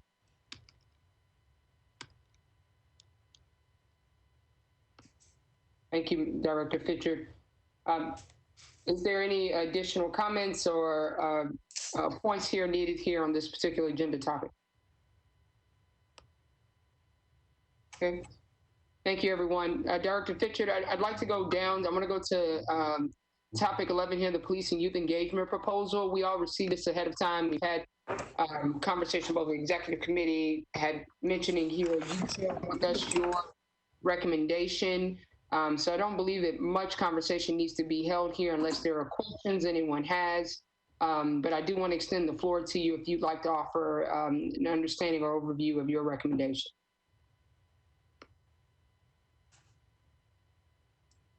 No, I think that I just put it on there just in case someone had questions that they didn't have an opportunity to, reach out to me about. And so I think that my recommendation was really clear and why I think it's a good partnership for the MNCO to partner with the NCRC. And I'm not sure, of course, like I mentioned in my response, of the other community groups. I think when I initially talked to Ms. Marsh, she mentioned the Juvenile Justice Center, and she mentioned a few others too. And she hadn't at that point reached out to any of them except for, the MNCO and of course, MMPD. And so it looks like there's not a real clear time frame on this. More than likely, it would be something that would be put off until late in the fall or even spring. So that's all I have on that. Thank you. Any questions here from the board on this topic? No, thank you very much for the information. It's helpful, especially as we come prepared here. We're going to go back up to the MOU proposal. Director Fitchard, if you could walk us through here, and then PD MOU proposal, and then the TBI, and we'll take respectful votes from. Okay, thank you. So we submitted a copy of the MOU. There was some slight changes after I reviewed it. I sent you guys a working draft, but I also made just some slight changes because there was some repetitive language that needed to be cleaned up a little bit. But as I'm walking through here, I'm just going to hit some of the sections that I think are the most important where we made the changes. And so I'm going to start in the introduction. There's the fourth paragraph. It talks about the goal of ensuring this cooperative interaction with the police department, and of course, that we would have basically the same authority that the OPA would have. We also, we had some language that came up in the executive meeting in regards to the executive director and the MMPD chief, the new chief, that we would have regular and frequent contacts. And I think at the minimum, we came up with that we would meet at least quarterly to discuss successes and opportunities for further growth in the overall collaboration. I think that's important to have that in our MOU, to establish new relationships with the new chief that's going to be here in October or whenever. The next section I want to highlight is under in section number 3, authority and jurisdiction. We changed the language in section B in number 3. It says the use of force, serious bodily injury, or deaths in or related to police custody, instead of just the term in custody deaths. I think that we broke it down, which made a little bit more sense. And then we put right up under that section A, we mentioned that we could investigate, and the department could investigate those things concurrently if it needed. And then we also added right below that a number 4, which is executive director initiated investigations. The executive director has the authority to initiate the investigation of any appearance of misconduct or policy review. And I think that would cover those things that we see online, or if we get an email about something, or we actually visualize it on the news, and that we haven't been notified of. And so that was a change. In the next section, which is section 4, the cooperation and access to records and information. And this particular section is super important because it brings back to Mr. Campbell Gooch's, his comments in regards to how we relate and how we're supposed to have this authority, and we're supposed to have access to these records.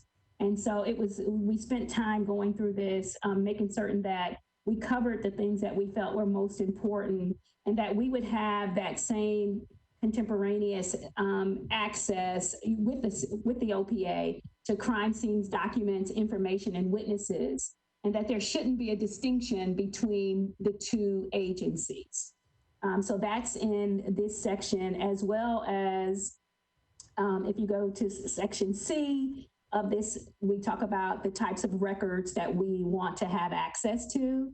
And then I think D, which was a new added thing in there, it's intranet access, and it would give our research team the opportunity to just go in and be able to get those updates, the updates from the intranet for the new policy roll calls and things of that nature. And so I think that was an added part that was really, really good to have in there. And then we also request that they would automate an export of databases so that that information would just be exported to us, and we wouldn't have to go back and forth with this exchange of, requesting the records that we're going to have and we need weekly anyway. And they do that for the CJ planning department. So it's not something that they can't do. They're already doing that. And then in section E, we put in here, the parties acknowledge that as Rule 16, that it does not prohibit or restrict access it does not restrict OPA access to the Department or Metro Department of Emergency Communication. So basically what section E is saying is that we don't have any restrictions as that come with Rule 16, because OPA doesn't have that. And so I thought that was important. Of course, the confidentiality is still in here. There was some change in intake investigations. That's in section 6, and that's number 3. We felt like, and I brought this up some months ago in regards to where we do our investigations. Our interviews with police officers. I think there was some issues surrounding where the police chief wanted us to do all of our interviews of police officers at headquarters. And so we have included in this new MNCO that those interviews would typically take place at the COB office. We also included in this notice, in this MOU, a notice to employees, and it kind of just covers garrity and what their rights are, and how we would conduct these interviews, and that they would have the right to have representation or even bring someone with them, but that person would not be able to intervene within the interview. So it's spelled out really clearly on how that would work. And the next section in mediation and restorative justice programs, we didn't make any changes except for in the language as it related to in custody death. And so we need to update this particular one that I sent you, because that we missed that one initially, but we're going to make that change. As it pertains to Section 8 for the administrative leave and alternative duty assignment, we made a change in Section D. Initially, it was 5 calendar days. We changed it to 2 calendar days. We also did that in the next section, which is Section 9. In Section 9, we changed the recommendations because initially we didn't have, under resolution reports, in Section 9, we didn't have any time frame in there. And so, as I mentioned in previous meetings, not having a time frame was challenging. Of course, we haven't presented any resolution reports, but we figure we'll have some coming up next month. And so we changed that time frame.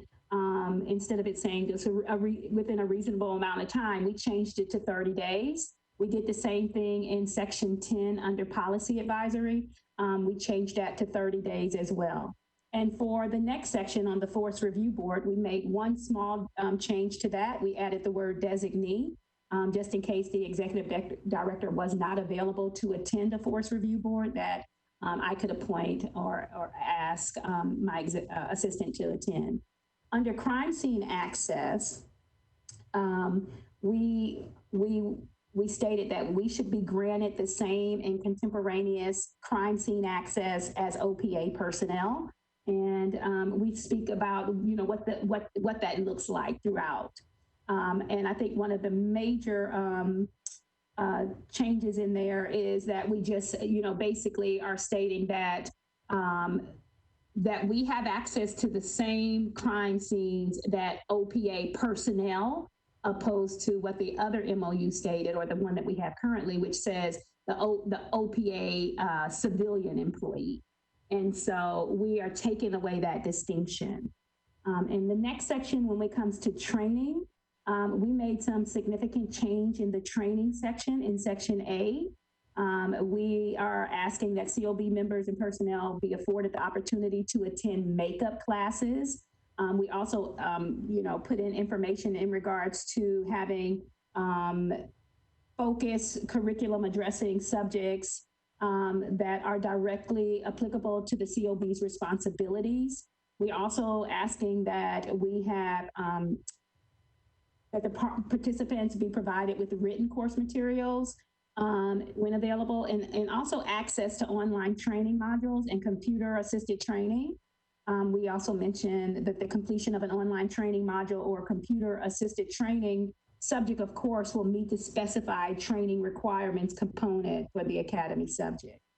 So that was a significant change. And then we also, in Section B of that, letter B of that section, we added de-escalation training in that particular, under this subtitle.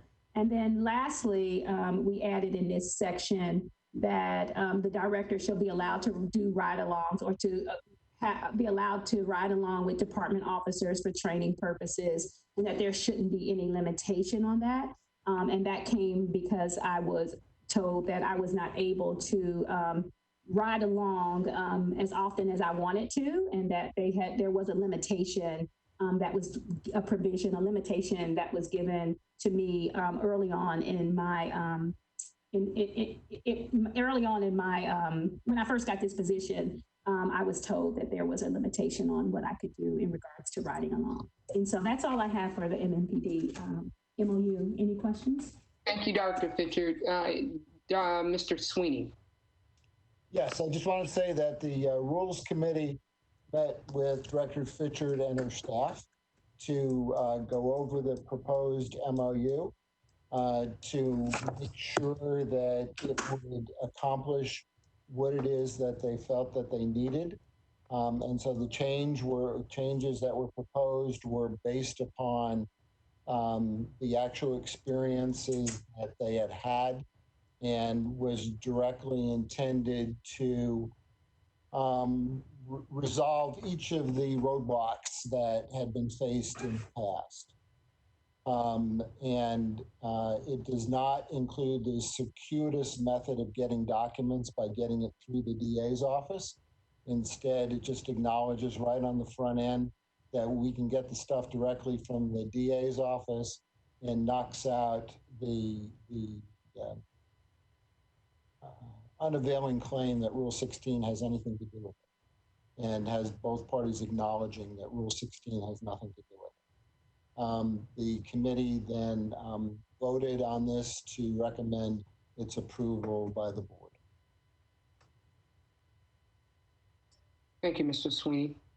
Any additional comments, questions here related to the MOU proposal, MMPD MOU proposal, and if not, is there a motion here to accept the amendments here, the revisions? Sweeney, I see your hand raised. I don't know if that's. I move that the board approve this draft for presentation to the police department through the mayor's office and with the sanction of the mayor. I second. Thank you, Doctor. Thank you, Mr. Sweeney, for the motion. Dr. Hildreth seconding as well. Any focused discussion? Not, we'll take a roll call vote here. Mr. Campbell-Gooch? Aye. Mr. Goddard? Aye. Dr. Hildreth? Aye. Mr. Holloway? Aye. Dr. Lewis? Let's see, you're here. Mr. Martinez? Aye. Ms. Ross? Aye. Mr. Sweeney? Aye. Mr. Witzel? Aye. Thank you very much. The motion, I vote aye as well. Apologies. The motion passes. Thank you very much. Director Fitchard, rather, would you walk us through the TBI MOU proposal as well?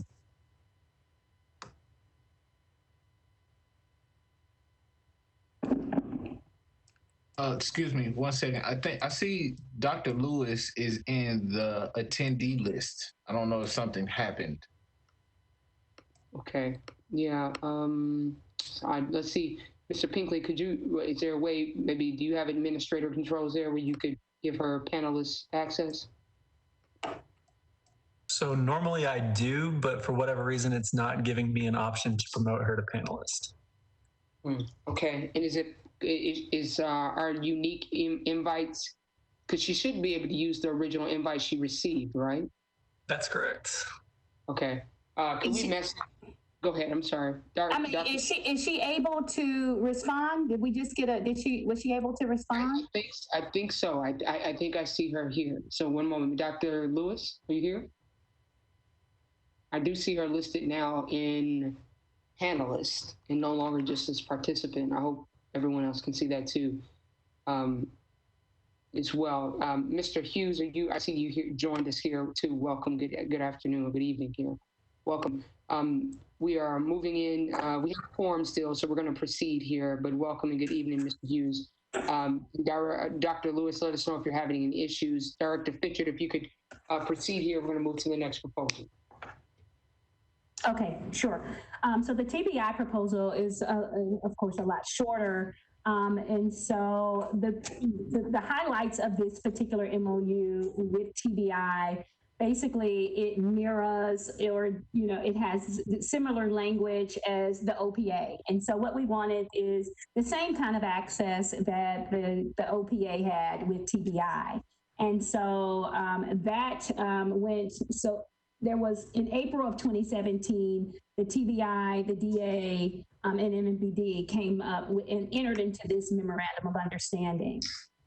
In November of 2018, of course, that's when we were established. And so we were given this independent authority to investigate allegations of misconduct by MMPD. And so we have the same interest in as the MMPD Office of Professional Accountability has, you know, when it comes to access to crime scenes, information, and witnesses in such investigations that are undertaken by TBI. And which are also governed by the TBI MOU. So we wanted to make certain that that was clear. I think what's important in here that I'll talk about is the COB is vested with the independent authority to investigate allegations of misconduct by MMPD. That's number one.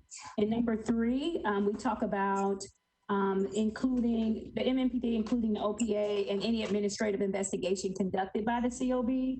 And that while the parties agree that the criminal investigation that is conducted by TBI takes precedence over our internal internal administrative investigations, we also know that, you know, in that TBI agreement with MMPD, that OPA has, you know, some, you know, spelled out responsibilities and how they operate with TBI. And so if you go through this when you go through this TBI MOU, it highlights those areas. And one of those areas is section number 3, the very last paragraph. It says the TBI agrees that it will treat MMPD internal or administrative investigations and COB administrative investigations alike in all respects, including without limitation access to crime scenes, information and witnesses, and the conduct of simultaneous investigations. Because like I said, we are providing the same types of investigations. And so we think that we should have the same type of access. And number 4, it's similar language. The COB investigator shall be given the same and simultaneous access to crime scenes and witnesses as are those engaged in MMPD internal or administrative investigations, whether those persons are assigned to the OPA or not. In number 5, it's basically what we're asking is that the TBI would give us access to the crime scene, let a TBI agent, the agent in charge or the agent that is, you know, who's in charge, or either the one that he designates, would show us the evidence before it is packaged up and sent to the crime lab. And so that's one of the expectations that we have. And then, of course, whatever information, of course, that is confidential, we are saying, based on the law that we have imposed upon us, is that we would keep that information confidential. And so this is a pretty short MOU, but I think that it covers the same type of access and relationship with OPA. It will be with the COB has, that would be comparable to what OPA has. And thank you, Dr. On that. Okay. Any questions or comments here from the board? Thank you, Dr. Fisher. Appreciate it, Mr. Sweeney. Yes, again, this was discussed at the Rules Committee meeting, and the Rules Committee unanimously recommended its approval by the board for presentation to the TBI. Thank you, Mr. Sweeney. Any additional comments, questions here from the board? If not, is there a motion to accept the proposal?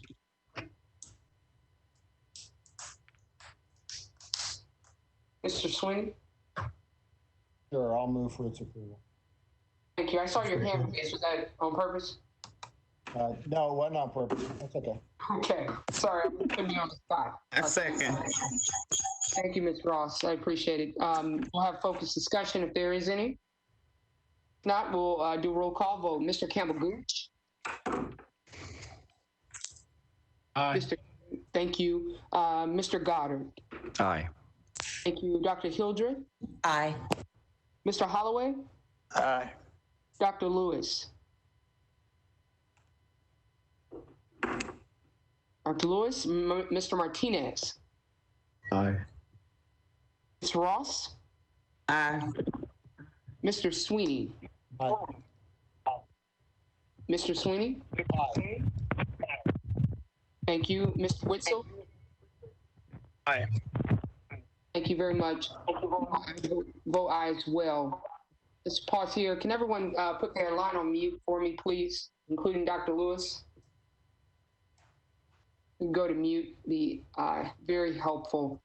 And in fact, actually, Mr. Pinkley, can you send Dr. Lewis a separate email here if you haven't already? Let's figure out if she's having connectivity issues, and then also request that she put her line on mute. And if I don't know if you have an administrator, someone with administrator powers, but if you could mute her, it'd be helpful. Thank you. Let me pause also and acknowledge, I'm sorry, Mr. Hughes, how do you vote? Thank you, Madam Chair. I vote aye as well. Thank you. My apologies for that. I'm just going off my list here, so that won't happen again. Let's move forward here. If there's no additional comments here and questions, Director Fitchard, is the process we have left here in the meat of our agenda, the process protocol discussion for resolution reports. How would you like to guide us through that? Yeah, just something really quickly. We talked about this in the executive committee meeting. We'll probably have 5 to 7 cases to review by the board. And we wanted to, and because of the complexity of the cases we have, one, it is significantly complex. It'll take a considerable amount of time. The others are pretty straightforward. The complaints range in topics from racial profiling, unlawful searches, conduct unbecoming, and then some other smaller, I'm sorry, not smaller, but other, less complex issues. And so we would like, as we talked about in the executive committee meeting, to create a promulgation committee, as we did for the policy advisory reports, because I think we need to streamline the process to ensure that we have a process in place that allows enough time for a thorough presentation and have enough time for board questions and responses. And so I was going to, ask the board chair and the members to create a task force or a promulgation committee, not a task force, I'm sorry, a promulgation committee so that we can move forward on these, because of course, some of these cases have been pending for a very long time. And we were just recently able to get records so that we could close these things and move forward. And so we would like to move forward on these things as quickly as possible, but also have a really good, strong process in place so that we're not like trying to figure it out as we go along. And that I would like for that to happen in August, if possible. Thank you very much. Thanks for the background. Any questions here? Is there a motion here for the creation of the promulgation committee to this effect, for this purpose? I'll move. Andres. Thank you, Mr. Martinez. Anyone second? Second. Thank you, Mr. Witzel. Any focused discussion here? I see Mr. Sweeney. Mr. Sweeney? Sorry about that. I was just going to say I'd be willing to serve on it. Thank you, Mr. Sweeney. Thank you very much. And Mr. Campbell-Gooch? Focused discussion before we take the vote. I was curious, well, maybe the question needs to take place after because it actually doesn't have to do with this. So let me just hold that, Chair. I don't want to confuse anything. Thank you very much. Any additional focused discussion here? One other related matter as came up in the executive committee meeting.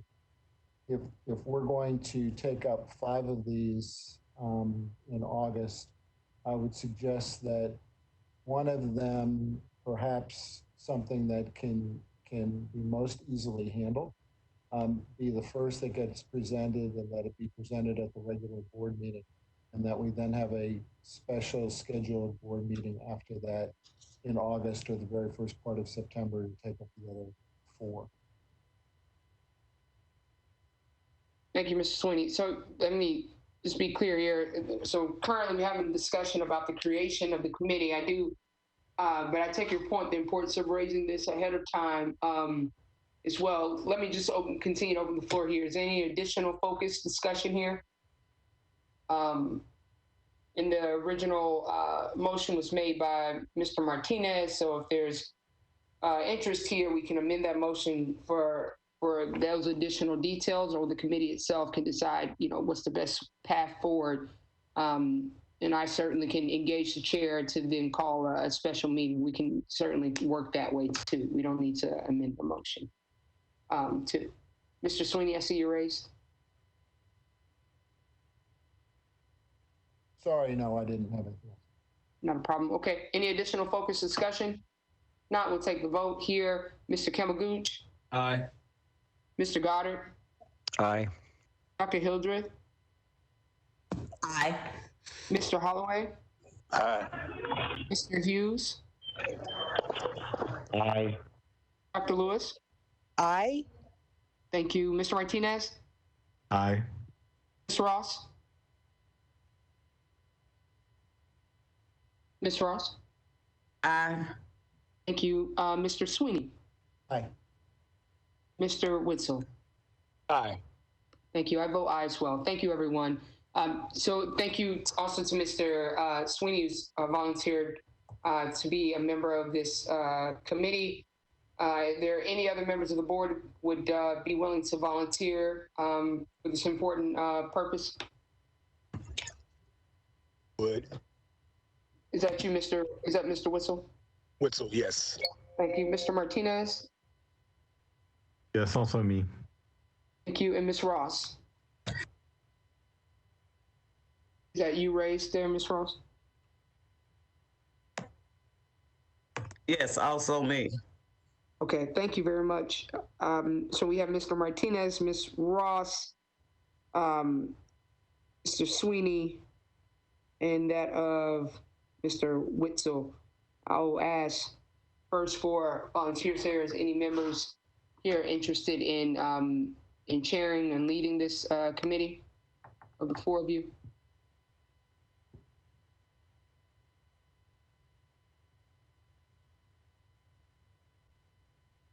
Not okay. Well, let me ask Mr. Witzel, would you be available, interested in chairing this committee, leading? Sure. Fantastic. Thank you so much. That'd be great. So, Director Fisher, would you just mind conferring with their group, maybe find the best mutually feasible time between the four of them, and certainly let me know how I can be helpful. If a special meeting is necessary, we'll be prepared to consider the board's schedule and schedule it as such. Does that work, Director Fisher? Yeah, that does. And I think that we will probably have to have a special meeting in the month of August for to get these out the way, because we won't be able to do it in one in our regular board meeting. So, yeah. Thank you for the advance notice. We understand. Anything else here on the process and protocol for the resolution reports? No? Okay, let's move forward then. We are now the section of our public comment. Director Fisher, I believe you said a member of your team will be leading this for us. Yes, that's correct. So our community liaison, Ms. Thompson, is going to lead that, and we have 9 comments today. 7 are voice recordings, and then 2 of them are emails. So Ms. Thompson, whenever you're ready. Thank you, Director Fitchard. I'm going to start with reading the 2 emails first. The first one says, "Hello, my name is Blake Stockard, and I would like to submit the following comments for the upcoming meeting. First, I would like to express my support for an item that was raised during the recent executive committee meeting regarding the MOU. There was a conversation around specific requirements for communication between the new chief of police and the executive director of the board. To my recollection, the committee members seemed to agree on requiring at least a quarterly meeting between the chief and the ED, with additional language that would open a direct channel between the two for use as needed. I support these requirements as it builds a rhythm of collaboration between the parties and puts a needed structure of accountability as a core expectation for the chief. Second, I would like to comment on Council Resolution RS 2020-431. I recognize that the COB is not able to really speak into council resolutions, but I am troubled by the equivalency drawn between the COB and the Fraternal Order of Police in this resolution. While I do see the FOP as an interested party in the search for the new chief, I am wary of the inclusion at the same level as the COB in the official search committee. The COB as a body is designed to be the people's representatives in these matters, and I think that equal membership on a search committee does not serve the community as a whole, but rather the specific interest of a specific population, many of whom who do not reside in Davidson County. I am also wary of the resolution's failure to include the Metro Human Rights Commission in their official recommendation. Thank you for your thoughtfulness and service to our community during this crucial time in our city's history. I am so grateful for each of you. Our second email says, Chief Anderson thinks he's a Jedi when it comes to public relations.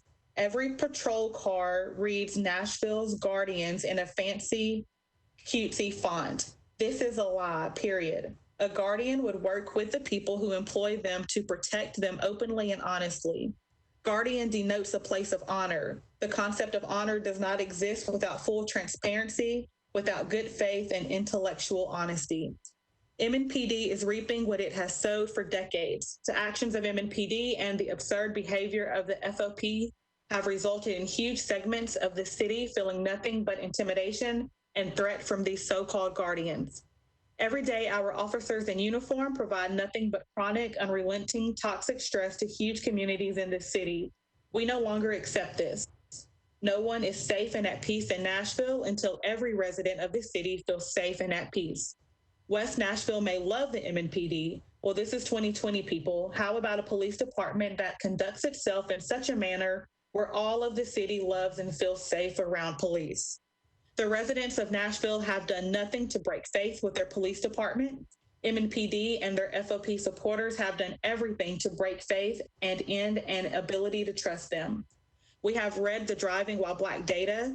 It was MNPD's own data, and it revealed the true nature of the mistreatment of Black and brown Nashvillians. Mistreatment far more stark and terrible than I had ever anticipated. I know we had a bad situation here in this city. I have long been asked to do the driving whenever I went anywhere with Black friends. It has always been dangerous to drive while Black in Nashville. But the truth revealed a problem at least 3 times as bad as I had imagined. The driving while Black report should have shook this city awake. We are furious that it didn't. Then we saw the video of Daniel Hambrick's murder. Many of us in Nashville are done waiting. We are done being patient. We are absolutely done with trusting MNPD and Anderson's leadership. Done. This city overwhelmingly voted in a brilliantly designed best practice oversight board. And yet, since that day in 2018, promise after promise has been broken, processes have been slowed, unexplained delays, and a refusal to cooperate has become the norm. We say enough. You are acting like you have something to hide when you refuse transparent accountability. This is not the behavior of any benevolent guardian. That is a tactic of oppression, period. We say no more, and we demand the accountability we voted for. No one is safe in Nashville until all residents of Nashville feel safe. Sarah Walton, Nashville native. Okay, now I'm going to play the voice messages that we have received.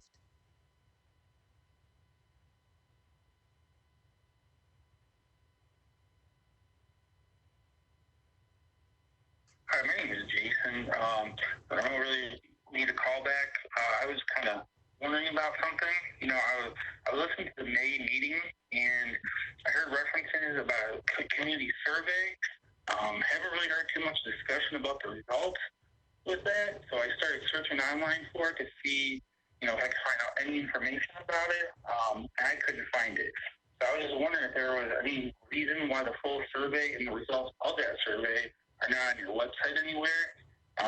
You know, in the interest of full transparency, the community should have the opportunity to see the entire survey and its results.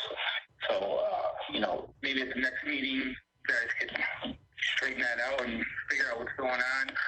It would just be nice to know, you know, the results of the survey that you were conducting with us. That's it. Like I said, I don't need a call back or anything like that. I'm just hoping that this problem is addressed and that it gets taken care of in a timely manner. Thank you. Bye.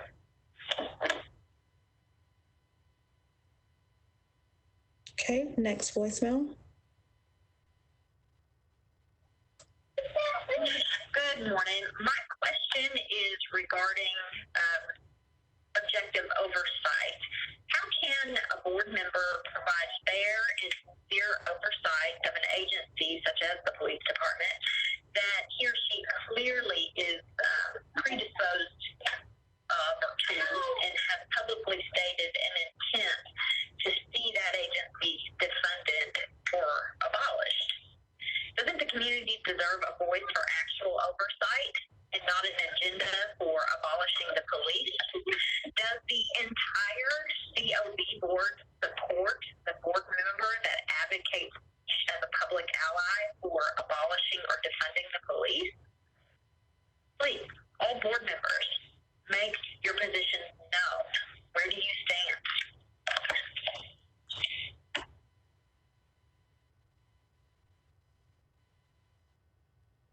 The next voicemail.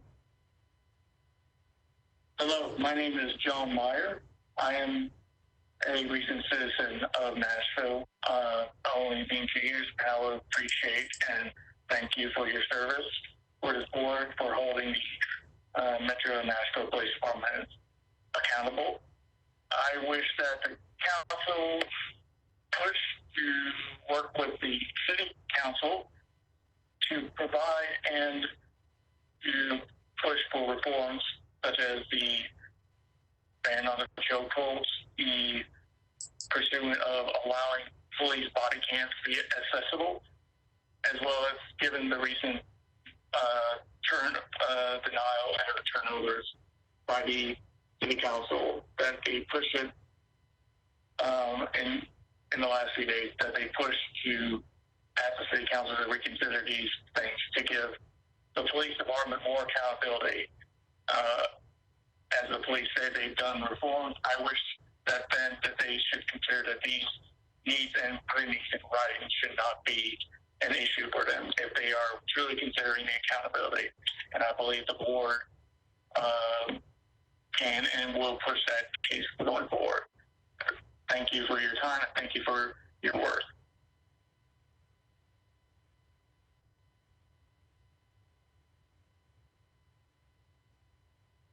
And the next one. Hi, my name is Jacoby Edwards. I live in the Middle Tennessee area, and I am the co-founder of The Task. The Task is a task force created in response to the killing of George Floyd, but just anger and frustration, police brutality, and misconduct all over the country. Our main mission is to review legislation and policy that doesn't necessarily add up or isn't necessarily helping the community at large. The reason I'm bringing my frustrations to the Community Oversight Board is I think on paper this organization does well, but through our own research and everything, we have found that you guys do not have any form of subpoena power. I think that is very problematic, and I can only imagine frustrating on your end, because how can you make a full scope investigation or make a clear and full-rounded decision without any form of subpoena power in terms of calling witnesses, requesting documents, body cam footage, et cetera, et cetera. After speaking with current and former ADAs, it has been apparent that not only has there not been any form of introduction or meeting with the district attorney, which I think is paramount in terms of forming some form of a relationship, but also in terms of the MOU or the memorandum of understanding, I'm not sure if they are included in that. Also to the fact of, I think that even though the name, the Community Oversight Board, has the word community in it, it is very apparent from listening in on meetings that it is not open to the general public. I think that should definitely be reviewed and should definitely be reconsidered, just because the public wants to know constantly and on a current update system that their answers are being called upon. I urge you to not only work with the task, I'll definitely be in contact with you very soon. But I say work with the community at large so that we can get you guys subpoena power so we can actually get some actual results. Because as it stands, unfortunately, it is all bark and no bites. And we want to bring people to task, and we want to clear the name and clean the name that is Metro Nashville Police Department. So again. Okay. Next voicemail. Hi there, my name is Jess Quasi. I live off of Greenland Avenue in Nashville.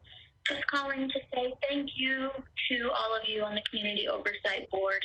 I believe you are working to make Nashville a safer place for all of us, and your work is very valuable, and each of you are very valuable.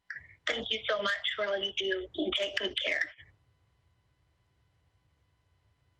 I have two more.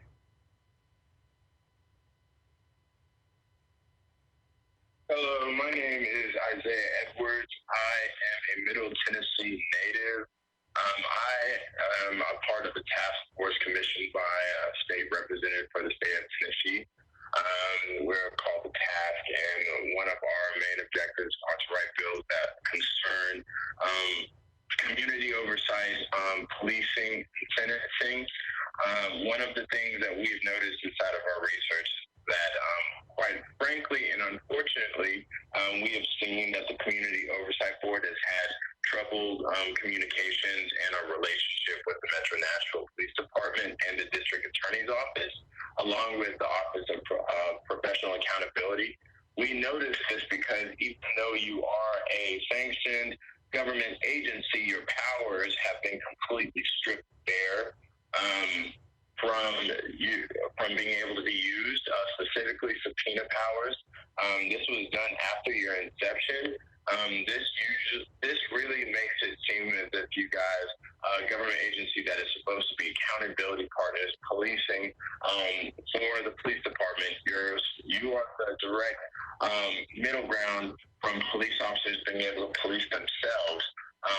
All it does is really just make you a recommendation board, and really just kind of like a group of people that pass off complaints, when that's not the entirety of why the organization, the government agency was created.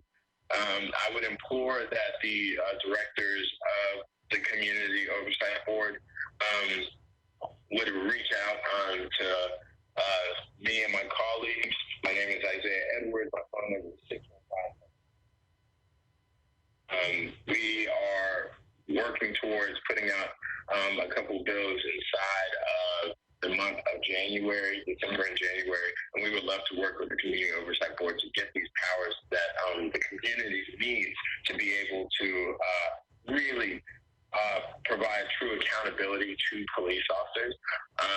Yet again, I'm a part of the task force commissioned by the state of Tennessee, and I just want to be able to see this Community Oversight Board actually fulfill its duties that the citizens of Nashville actually need. And really, this organization was the framework for many community oversight boards inside of the country. So please, would love to have a discussion with you. I'm sorry that your organization doesn't have as many powers as it does. We see the frustrations that you occur with the reporting that have been done for with Metro Nashville concerning the Buena Vista case. The Office of Professional Accountability kind of cutting you guys at the knees.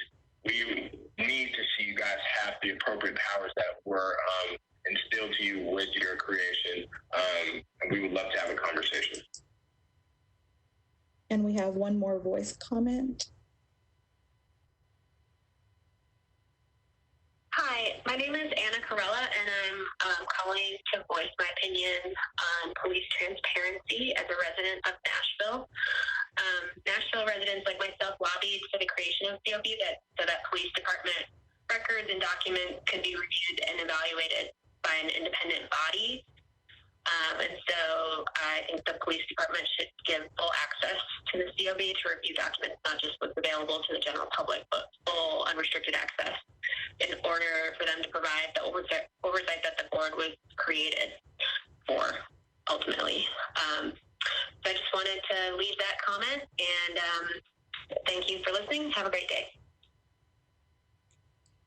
Davis, that concludes public comment.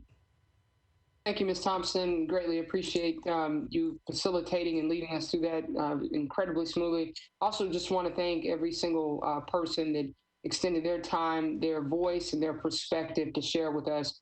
And just just want the public to be aware of our bylaws and the way that we have already stated that we do not offer individual response to any public comment, no matter who shares it out. So thank you very much. And please do continue to dial in, write in. It does absolutely mean it is important to each one of us to hear your voice, and it certainly informs the way we consider our decisions here as a board. We have new business and announcements here ahead of us. And just before we get there, I just want to tie up very cleanly our MMPD and TBI proposal. As chair, this is my recommendation, but I'm open here to ideas. I would like to ask the board's idea and just approval that Dr. Hildreth, if you are comfortable with it, that you would continue to be our liaison here as the negotiations begin with the MOU as it relates to the MMPD MOU proposal. So let me pause, Dr. Hildreth. Also absolutely fine if time, capacity, space does not permit you to do so. But this was raised during the executive committee meeting, and I agreed to raise it here for the board's discussion and approval here for consistency's sake. Thank you, Chair Davis. I am happy to continue in that role, and I would bring to our collective remembrance that in our June public COB meeting, there was a motion that the full board designate a negotiator for this second round, and I believe that my name was placed in nomination and voted to do so. There was a second motion that the negotiator attend the Rules Committee meetings that were referenced earlier in this meeting so that the negotiator would have full knowledge of the intent of the board in making these recommendations. And I did attend that meeting as per the will of the board. So I just wanted to bring back to remembrance that the board did make that action, and I have been acting in compliance with it to this point, and I will reaffirm to the board now that I am willing to continue to do so. Thank you, Dr. Hildreth. Thank you very much. I appreciate you raising that important point as well. And thank you also just for your continued service in this indispensable space. It's important. We do, however, need to designate a TBI MOU liaison here in the space. I'm gonna ask about capacity here in this space, but look, Mr. Sweeney, you've already been working a great deal in this space. You have a lot of knowledge in the space. My question to you is just, do you have the time and interest in this? Because I'd like for this to be something that can move rather quickly. So I think it needs someone who's already been working in the kind of the bowels of this already. Are you interested in that? And then also, if there's other ideas here, I want to open up too. But first and foremost, Mr. Sweeney. Well, let me ask one question. I'm not sure that there's going to be the same kind of contentious issue on the TBI as there was with the MMPD, based upon discussions that I've had with Director Pritchard. And so at this point, I don't know whether there is any need for a board representative to participate in that, and that it might work best just director to director. And then if there needs to be something more, I'd be glad to get involved, but I'm not sure that there's a need at this point. Thank you, thank you, Mr. Sweeney. So I take your point here, and Director Pritchard, if you could open the line of communication, it sounds like it's already open and engaged in that way, that'd be helpful. However, we come to the space, and Mr. Sweeney, sounds like you're sort of accepted my invite to the dance here. I'd greatly appreciate if you were that you could make yourself available should Director Fisher come back and say, I think we could benefit from having perspective on board here. And I also just would like for the TBI to know and connect with a member of our board here too. If there's just positive, we want positive engagement as well. If she needs me, I'll be glad to. Thank you. I appreciate it. Very, very much. Director Fitchard, anything I'm missing on this point? No, that's it. The next step is to just reach out to them and set up a meeting with my team and see if we can get that done pretty quickly. Okay, thank you. If you could, that would be fantastic. I'm going to be thoughtful of everyone's time, but to be consistent here, I would appreciate it. Is there a motion here as it relates to Mr. Sweeney being our board representative? Should it be needed for the TBI MOU proposal? So moved. Thank you, Mr. Martinez. Anyone second?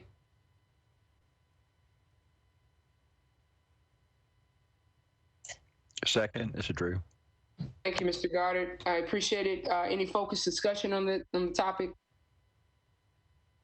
Not, we'll take a roll call vote here. Mr. Campbell Gooch? Aye. Mr. Goddard? Aye. Dr. Hildreth? Aye. Mr. Holloway? Mr. Holloway? Mr. Hughes? Aye. Dr. Lewis? Aye. Thank you. Mr. Martinez? Aye. Ms. Ross? Aye. Mr. Sweeney? Aye. Mr. Witzel? Aye. Mr. Witzel? Aye. Thank you very much. Motion carries. Thank you and I vote aye as well. Thank you, Mr. Sweeney, for your agreement to serve here, and also to Dr. Hildreth for your continued service in this space too. Last thing here, and then I promise I'll open it up, but should there be new business and announcements, I just want to circle back here to make sure we're in agreement about the correspondence to the mayor. We've had the conversation about the MOU. It seems in somewhat of agreement here about the communication needing to discuss definitely the release of the records that have been requested, but also to highlight Chief Anderson's missed deadline and intentional miss of deadline as it was repeated across the several days for the immigration enforcement policy review. Is there anything else that the board feels should be included here in this communication or correspondence? Are we in agreement here that those two topics should be highlighted? And that we will be requesting a specific response as well. Mr. Sweeney. Nothing else to add to it, but I think this is a time for one-on-one conversation between you as board chair, directly with the mayor,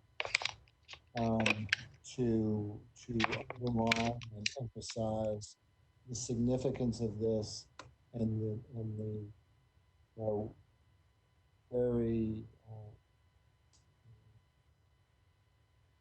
timely need for the mayor to get on board and to push this through. Agree, Mr. Sweeney. So, and I can add that. I'm sorry, I cut you off. I'm sorry, I was just saying, this time it's more than a letter. Thank you, Mr. Sweeney. I'm happy to add, make that direct ask too, and to get beyond written correspondence. I agree. Anything else to the board? Mr. Kamagooch? I also wanted to add that you also have like the families of the people who have been victims to police violence here as well. And I think that they've been missing in this narrative around like the delegitimization of this board. This was a direct ask. So I think if Chair, I think if you center them and even reach out for their participation, because I know for a fact Sheila Clemens Lee and Vicky Hambrick worked tirelessly to get this board up and operational.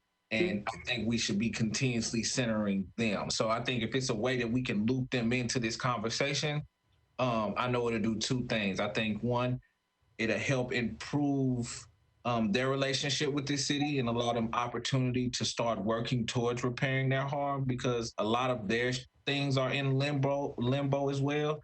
And then two, I think it'll also show that we're working in consensus with the community that asks for this board. Thank you, Mr. Campbell-Gooch. I think it's some important point, and Chair, I'll absolutely move on that quickly. I think it's important, especially to inform us prior to that, to what we hope will be an acceptance of our invite to meet with the mayor as well. Anything else the board wants to be both either included here or actions you feel your chair should make to this end? I'm happy to hear it, and we'll move on it. Mr. Sweeney.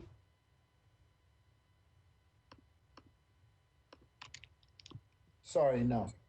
No, okay, thank you. I'll do just that, and we'll, oh, Mr. Martinez, apologies. A request that the letter be from the mayor himself and not Mr. Bunton. Yes, that it be directed to Mayor Cooper. No, that the response be from Mayor Cooper and not Mr. Bunton, because I feel like we've always gotten responses from Mr. Bunton and not from the mayor himself. Thank you. Thank you, Mr. Martinez. Anything else I should highlight here? Thank you for these points. Important. I think Mr. Martinez just made an excellent point. We're being blown off by Chief Anderson and we're being shunted by the mayor. It's becoming extremely frustrating. Agree. And I will highlight that point too, that our correspondence is, all of mine have been direct, especially as they're written on letterhead. I don't write on letterhead to John Button. I write directly to Mayor Cooper on behalf of the board. But I do receive responses from, as you all saw, from Mr. Button. And so I will highlight that point too, because that's hard to escape as well. Any additional points here on this? I'll of course send a copy here to the board, work very closely with Director Fitchard and her staff, Ms. Thompson, et cetera, and of course, Assistant Director Clausey in that space too. Thank you, everyone. We'll move swiftly on this, meaning before the end of the close of business tomorrow, this will be out. Likely I'll get up with the sun here just to review the revision of what I'll put together tonight. So we'll move quickly on this. Any additional new business or announcements?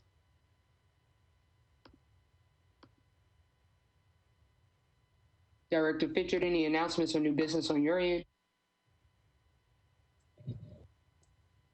No, nothing on my end. Thank you, Chair. Thank you. Members of the board here, I just want to open the floor again. If there's any new business or announcements, I also want to just share, I want to acknowledge, look, it is a 3-hour meeting. It's not easy for anyone, but a 3-hour meeting as it relates to the safety of our community and those that are marginalized is even heavier. So thank you for just staying with this space, with this purpose, this topic. I know it can be frustrating. And I just want to thank you for your patience here as we've gone through quite a bit together. And you have the commitment of all of us here. Everyone continues to push through and raise their hand to volunteer. So I just want to acknowledge that. Mr. Campbell-Gooch, I see your hand raised. And I just wanted to follow that up, Chair, with saying, like, I really commend you and I really commend the people of the staff and the people on this board, because it's difficult to work in community consensus and struggle in this way principle. So I just want to commend everyone, and very specifically you, Chair. I think you are doing a tremendous job in holding down what the people have been demanding and calling for. So I just wanted to share that. And if anybody ever I think at this point in time, it is very important that we rely on our community through this struggle. So if anybody ever needs me, I'm nothing but a call away. Thank you, Mr. Campbell-Gooch. I appreciate it. You raised something important here, speaking to me, and I appreciate that. I'm just pointing out we got a heck of an executive committee. We have a fantastic board, but we have an even better community. And that puts us to look very squarely in the face of what's coming up in August. Our election committee is met together. Mr. Pinkley here, if you can offer just a reminder here, because we have a tremendous opportunity ahead of us in August. And we have strength every single space, everywhere on this board. And we're going to continue to be led in all capacities and all spaces. But Mr. Pinkley, can you just offer a reminder here of our voting that I believe is next month? Is that correct? Yes, the elections for Executive Council will take place at the August meeting. Fantastic. Okay. And Mr. Pinkley, can you just remind us again of the process? I want everyone to be aware of the process, to feel included and involved in this. And I know you'll share with us the nominees, but also that people know that if you don't hear your name or someone you believe in, there's a process here. That's correct. So the nominating committee has made their selections for each position, the position of chair, vice chair, second vice chair, and secretary. So what we'll do at the August meeting is we'll announce those names, and then we will take elections by each individual position.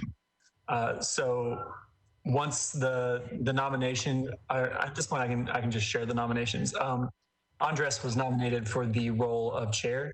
So at the August meeting, Mr. Martinez will be placed out as the role for chair. If any member of the board feels like someone else should also be considered, all they have to do is make a nomination from the floor.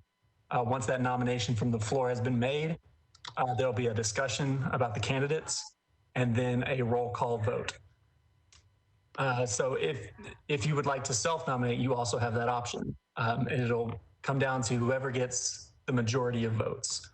I had a conversation with Bob Cooper yesterday, and we both came to the conclusion that a majority of votes means that we would need to have, if all 11 members are voting, we would need to have 6 votes for someone to have won the position of chair or whatever place that they're running for.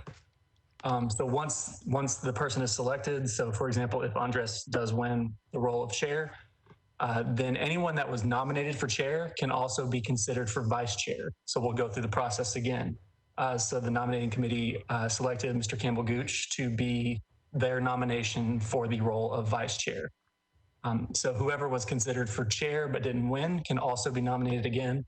And it's the same process, discussion and then a roll call vote. And then whoever gets the required 6 votes is the new vice chair. And it's the same process for the second vice chair and for the secretary. And I'll be sure to be at the August meeting so that I can walk the board through this entire process. Mr. Pinkley, thank you very much. But since you shared, I think it's most appropriate that you share the entire slate here of nominees. I think that I'm sure the board wants to know that. Absolutely. And so the role of second vice chair, the nominating committee selected Ms. Brenda Ross. And for secretary, they selected Mr. Sweeney to continue on as secretary. But if anyone wants to make recommendations prior to that, they are more than welcome to contact me, and then I can compile those and bring them to the table for the August meeting. Thank you. Mr. Sweeney. Just one question for clarification. As Mr. Pinkley was going through the process, it sounded like, although I don't think he meant to, that you had to be nominated for a previous office to be nominated from the floor for the next office. If that's what I said, that is not correct. You, at any point in time, anyone can be nominated for any office. Thank you. Thank you. Thank you, Mr. Pinkley. Thank you very much. If there are any questions, please do reach out to Mr. Pinkley ahead of time. If there's any, unsure about the process, you have questions at all. But I mean, everything I said prior to any reading by Mr. Pinkley is that we have tremendous strength at every end and within every segment of our board, and that is important to note. With that, if there, let me pause here. Is there any additional new business or announcements? Okay. With that, I'll accept a motion to adjourn. So moved. Thank you, Mr. Campbell Gooch. Anyone second? Second. I think that was Dr. Hildreth, I believe. Thank you, Dr. Hildreth. Any focused discussion? No one ever likes to talk about this particular topic. All right. We'll take a roll call vote. Mr. Campbell Gooch. Aye. Thank you, Mr. Goddard. Aye. Dr. Hildreth. Aye. Mr. Holloway. Mr. Hughes. Aye. Dr. Lewis. Aye. Mr. Martinez. Aye. Mr. Martinez. Aye. Thank you, Ms. Ross. Aye. Thank you, Mr. Sweeney. Aye. Mr. Witzel. Thank you, and I vote aye as well. Thank you, everyone. We are adjourned at 6:59. Have a wonderful evening.